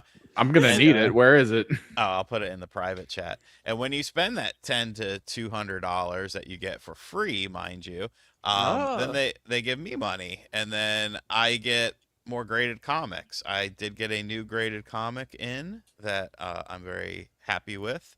Simpsons episode 1 newsstand edition, 9.4. It looks nice. Looks nice. John's seen it. So yeah, be sure to sign up there, and you can get some free stuff. Chrono Rick says, "If you want to see a preview of the Link actor, he's in the new episode of House of Dragons." And I agree with John in the Switch Cart video. There you go. Shout out to Chrono. Doritos Voices says, guys, what if this Zelda movie adapts Wand of Gamelon? Gosh, the world's not ready for that. Blue says, love the show. Thanks for getting me through work. Have you all checked out the Retro Fighters GameCube S2 dock? Really cool, neat for NSO and other games. I have seen that. In fact, I may have one, and maybe I'll check that out. If people were, it's kind of interesting. It adds the GameCube ports to the front. It Yeah, actually I've blends seen in that. pretty well. Yeah. Tapperbot says Zelda will also be Sam Neill's last ever movie role. And that's pretty Yeah. sad. Yeah. Yeah, All right. that's all that. Avalon says, what's up, Spawncast crew? The same actor playing Link in the live-action movie is also the same actor playing Duran from Game of Thrones House Dragon. He was good in that show. All right, cool. Okay, apparently there you go. If you want to get a preview of Link, you can check it out there. Dude, Around here and as we finish up. speaking of Sam Neill for a quick second, that first Jurassic Park movie, so goddamn good, man. Don't get our Oh yeah, it's a classic. We'll be So here for goddamn hours. good. Yeah. It's a classic. And It's a then it's classic. a shame they never made another one since. Yeah. Yeah, No, right. Yeah. 2 and 3 were fine. Where are they? Yes, Uh, I enjoyed them. Okay. Okay. 2's not bad. Go around here as we finish up. Rax, where can everyone find you, sir? Yeah, if you wanted to come hang out with me on my channel, you can find me at Rax Reloaded.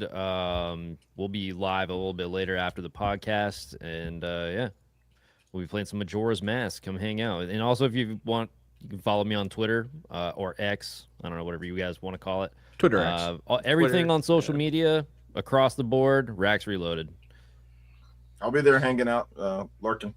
Yeah, I'm a little bit more unhinged on my channel, so I'm nice and quiet and tame. The Link, here. you're the excuse me. Link, of course. The echo goes back on his channel. Yeah. Oh yeah. Full echo. Callan Shaw says, problem with AI, they're selling $100 bills for $1. That's what Evan said. Yep. Yeah. IOU. DC Fat Cat says, stop ignoring.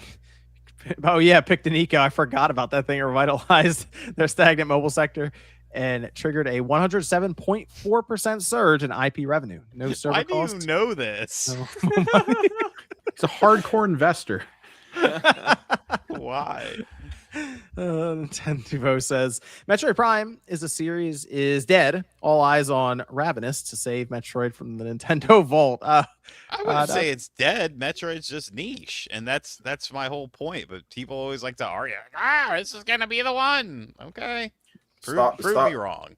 Stop me if I have heard Metroid is dead online but this is specifically Prime. Like no, I've heard Prime is dead multiple times. I don't think. No, I know Prime it's is- I not. think It's not quite dead. It's just if they know their niche and they know what they're going to make off it, it can be good. It can be good for them business wise. Like Metroid Prime 2 sold pretty low. Like it sold pretty low. Metroid Prime 3 sold even lower than that. It just progressively went worse. But as a comparison on Switch, I mean, how many first-person adventure shootery style games have been there, and how many have done decent? Yeah, like I think with Metroid and like the situation with Metroid, it's like they're gonna make it anyway. It's kind of like a Bayonetta thing. They're gonna make it because it's something that's different that's gonna offer that, not because it's going to sell. Like I said, it's never sold more than 3 million until Dread. Like that was the first time that it sold even 3 million. And that took over a year. Yeah, and the side scrollers do well. I mean, that's why most people call them Metroidvanias. Like, that's it. That's what people want for it. OJ, where can I find you? Find me on YouTube, Player Essence. Been dropping a bunch of cool videos. Check it out. Got a lot of RPG stuff. Got a full breakdown of Fire Emblem Fortune's Weave, the new direct that we got. A lot of cool stuff there. So we've been making a bunch of videos on that and Xenoblade Genesis and Xenoblade Chronicles 2 and just a bunch of RPG stuffs and Nintendo stuff. So if you're into that, check out the channel. Also stream all the time as well, pretty much daily. So yeah, check out the channel. A lot of cool stuff and more videos coming up. Of course, like always, thanks for having me on. Player Essence on YouTube. Let's see. Hellman says, OJ, let's just remember we're not old heads. We're the second largest generation in U.S. history. After the boomers, we speak, they listen. All right, there, Gramps. Yeah, we'll see about that. They ain't listening right now. That's a fact. They ain't listening right now, but we'll see. Lustrious says, how long is a 5090 good for? Thanks for the live. Probably our lifetime. At this point. Well, I mean, congratulations. Its lifespan depends on what you're doing with it. I mean, if you're mining crypto or something, probably like a year. Bro, PS5 is good for a lifetime, it seems like right now. I'd be real. I don't know why people buy the 5090. Like, really? Because it's not really anything that's going to be necessary for most people in consumer level. I mean, look, if you're doing a lot of graphic design or Blender or all this other stuff, great. But dude, just the 5080 is already enough, I think, for most people, and it's not $4,000. Not yet, $4,000. I don't know. It's cool if you can get it. If you can get the 5090, it's cool. It's just I don't know. I haven't seen the appeal of it. The 5080 is like more than enough for most people. Shadow Nexus says the Xbox Series X 1130 in Ontario, PS5 Pro is $1,243. Wow, that Series X, man. That's that after price. taxes, right? Yeah. That price. Radic, where can I find you, sir? I'm at Real Radic on every social media platform. I recently put out a video on YouTube at Real Radic all about Twisted Metal crossovers. A nice 30 minutes just going into that topic. So you can follow me at Real Radic on every social media platform. And let's go over to Sean. You can find me on RGT85. You can find me on RGT85 Stash. I uploaded a couple videos there recently. And you can find me by the pool, which is where ideally I will be by tomorrow. getting my hot dog tan on. Okay. People say you're spray tanning. Sounds like a serious allegations. Ooh, yeah, you gotta beat those allegations, brother. I have addressed this numerous times on video. If I was spray tanning, I wouldn't have tan lines. I have tan lines on my legs. Now, come fall or winter, you know what? I might be spray tanning, or I might go to the tanning bed because I like being tan now. I feel like it's a part of my personality. That's what about Evan? You can find me on socials, YouTube, Twitch, Kimmerix Project. Like I said, I got to try to finish up priming some stuff, and hopefully we can actually paint things this week. Kind of got screwed up last week, but we'll see. Shinru says, thanks for the shows and videos as usual, gentlemen. What's everyone's front runner for Game of the Year? Theirs is Resident Evil Requiem. Yeah, it's probably still. I maybe think Horizon. Yeah. Horizon, Forza Horizon was really good too, but I think it's still Requiem for me. yeah, I really like 007. That one really. Okay.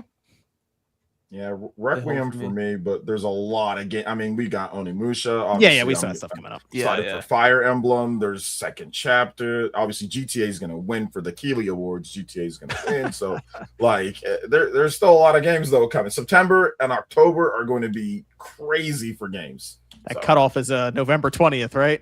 Oh, dead ass. Yep. Well, Absolutely. here's the thing though: the reviewers are going to get the game well beforehand. They're going to get the game ahead of time, so they'll be able. It's going to qualify no matter what. There's no way Jeff Keighley allows that to not be part of the show. It's got to be. It will be nice seeing like the most anticipated game award and not seeing GTA 6. Oh, yeah. These, right? It's like, oh, finally, the first time in like 4 or 5 years. Splubber says best fitness and nutrition tips. Love the pod. 100. Want to know the real best? Calories in, calories out. apples. Chicken. Eat a lot of the new lettuce so that you can get rid of all of it very quickly. Stop eating. That's the. Stop eating. Don't do that. Hold on. Stop eating so damn much. Honestly, Yeah, stop eating sugar and stop eating so damn much. That's the simplest thing. I'll help you. I'll help you out, Splubber. Go on Amazon, buy a little scale for your kitchen, and whenever you eat something, look at the label on the side. It'll tell you how many grams is a serving, and just weigh your food. Weigh your food. But John, sugar is the problem. Sugar is a huge problem. I mean, those are the obvious answers. My answer, other than Sean, who said eat apples. Wonder where he heard that. Wonder where he heard that from. And buy a There's scale sugar in apples on Amazon for like $15 and weigh your food. It tells you the grams on the side. That's it. Just weigh your food. So you're not going to recommend like what's it called, Rita or Ozempic to him? Like no, take him like no. I have no idea what the long-term ramifications are for any of that stuff. Hey, we'll deal with that later. They're already seeing liver and kidney issues. I know people who were on it and then got off of it and immediately spiked back up to their full weight. Like, Jesus. Well, okay, there you go. Ringing endorsement. That's everything here, the DC Fact unnecessary donation to keep the show going. I need to go to bed. I'm falling asleep. Yeah, but you need this bag. That's true. All right. Thanks everyone for tuning in. We appreciate it. That was episode 474. We will be back next Saturday night, 9 p.m. Eastern time. Go check out Rax. I got him linked down below in the description. Go say hi on his live stream. He's playing Majora's Mask still, and then I guess give him suggestions as to what he should tackle after that. Yeah. And sign up to the Grift link. I need money. Okay. Need money. Need comics. There's a Wolverine comic. That's the next one. Which one? Wolverine versus Hulk? No, I think it's Wolverine 16, the cool cover. Let me see. I have it saved. Oh gosh. Now who's stalling? Yeah. Well, I mean, we can't end the show yet. I got to see. Kevin asked a question. Activity saved. It's Wolverine number 17 with the John Byrne cover. So it's just like Wolverine in the brown and yellow. Oh, that's a cool cover. Yeah, it's a cool cover. They got a nice 9.8. A True 9.8. classic. Yeah, so that's what we're working towards next. Okay. Thanks everyone for watching. We'll see you guys next weekend.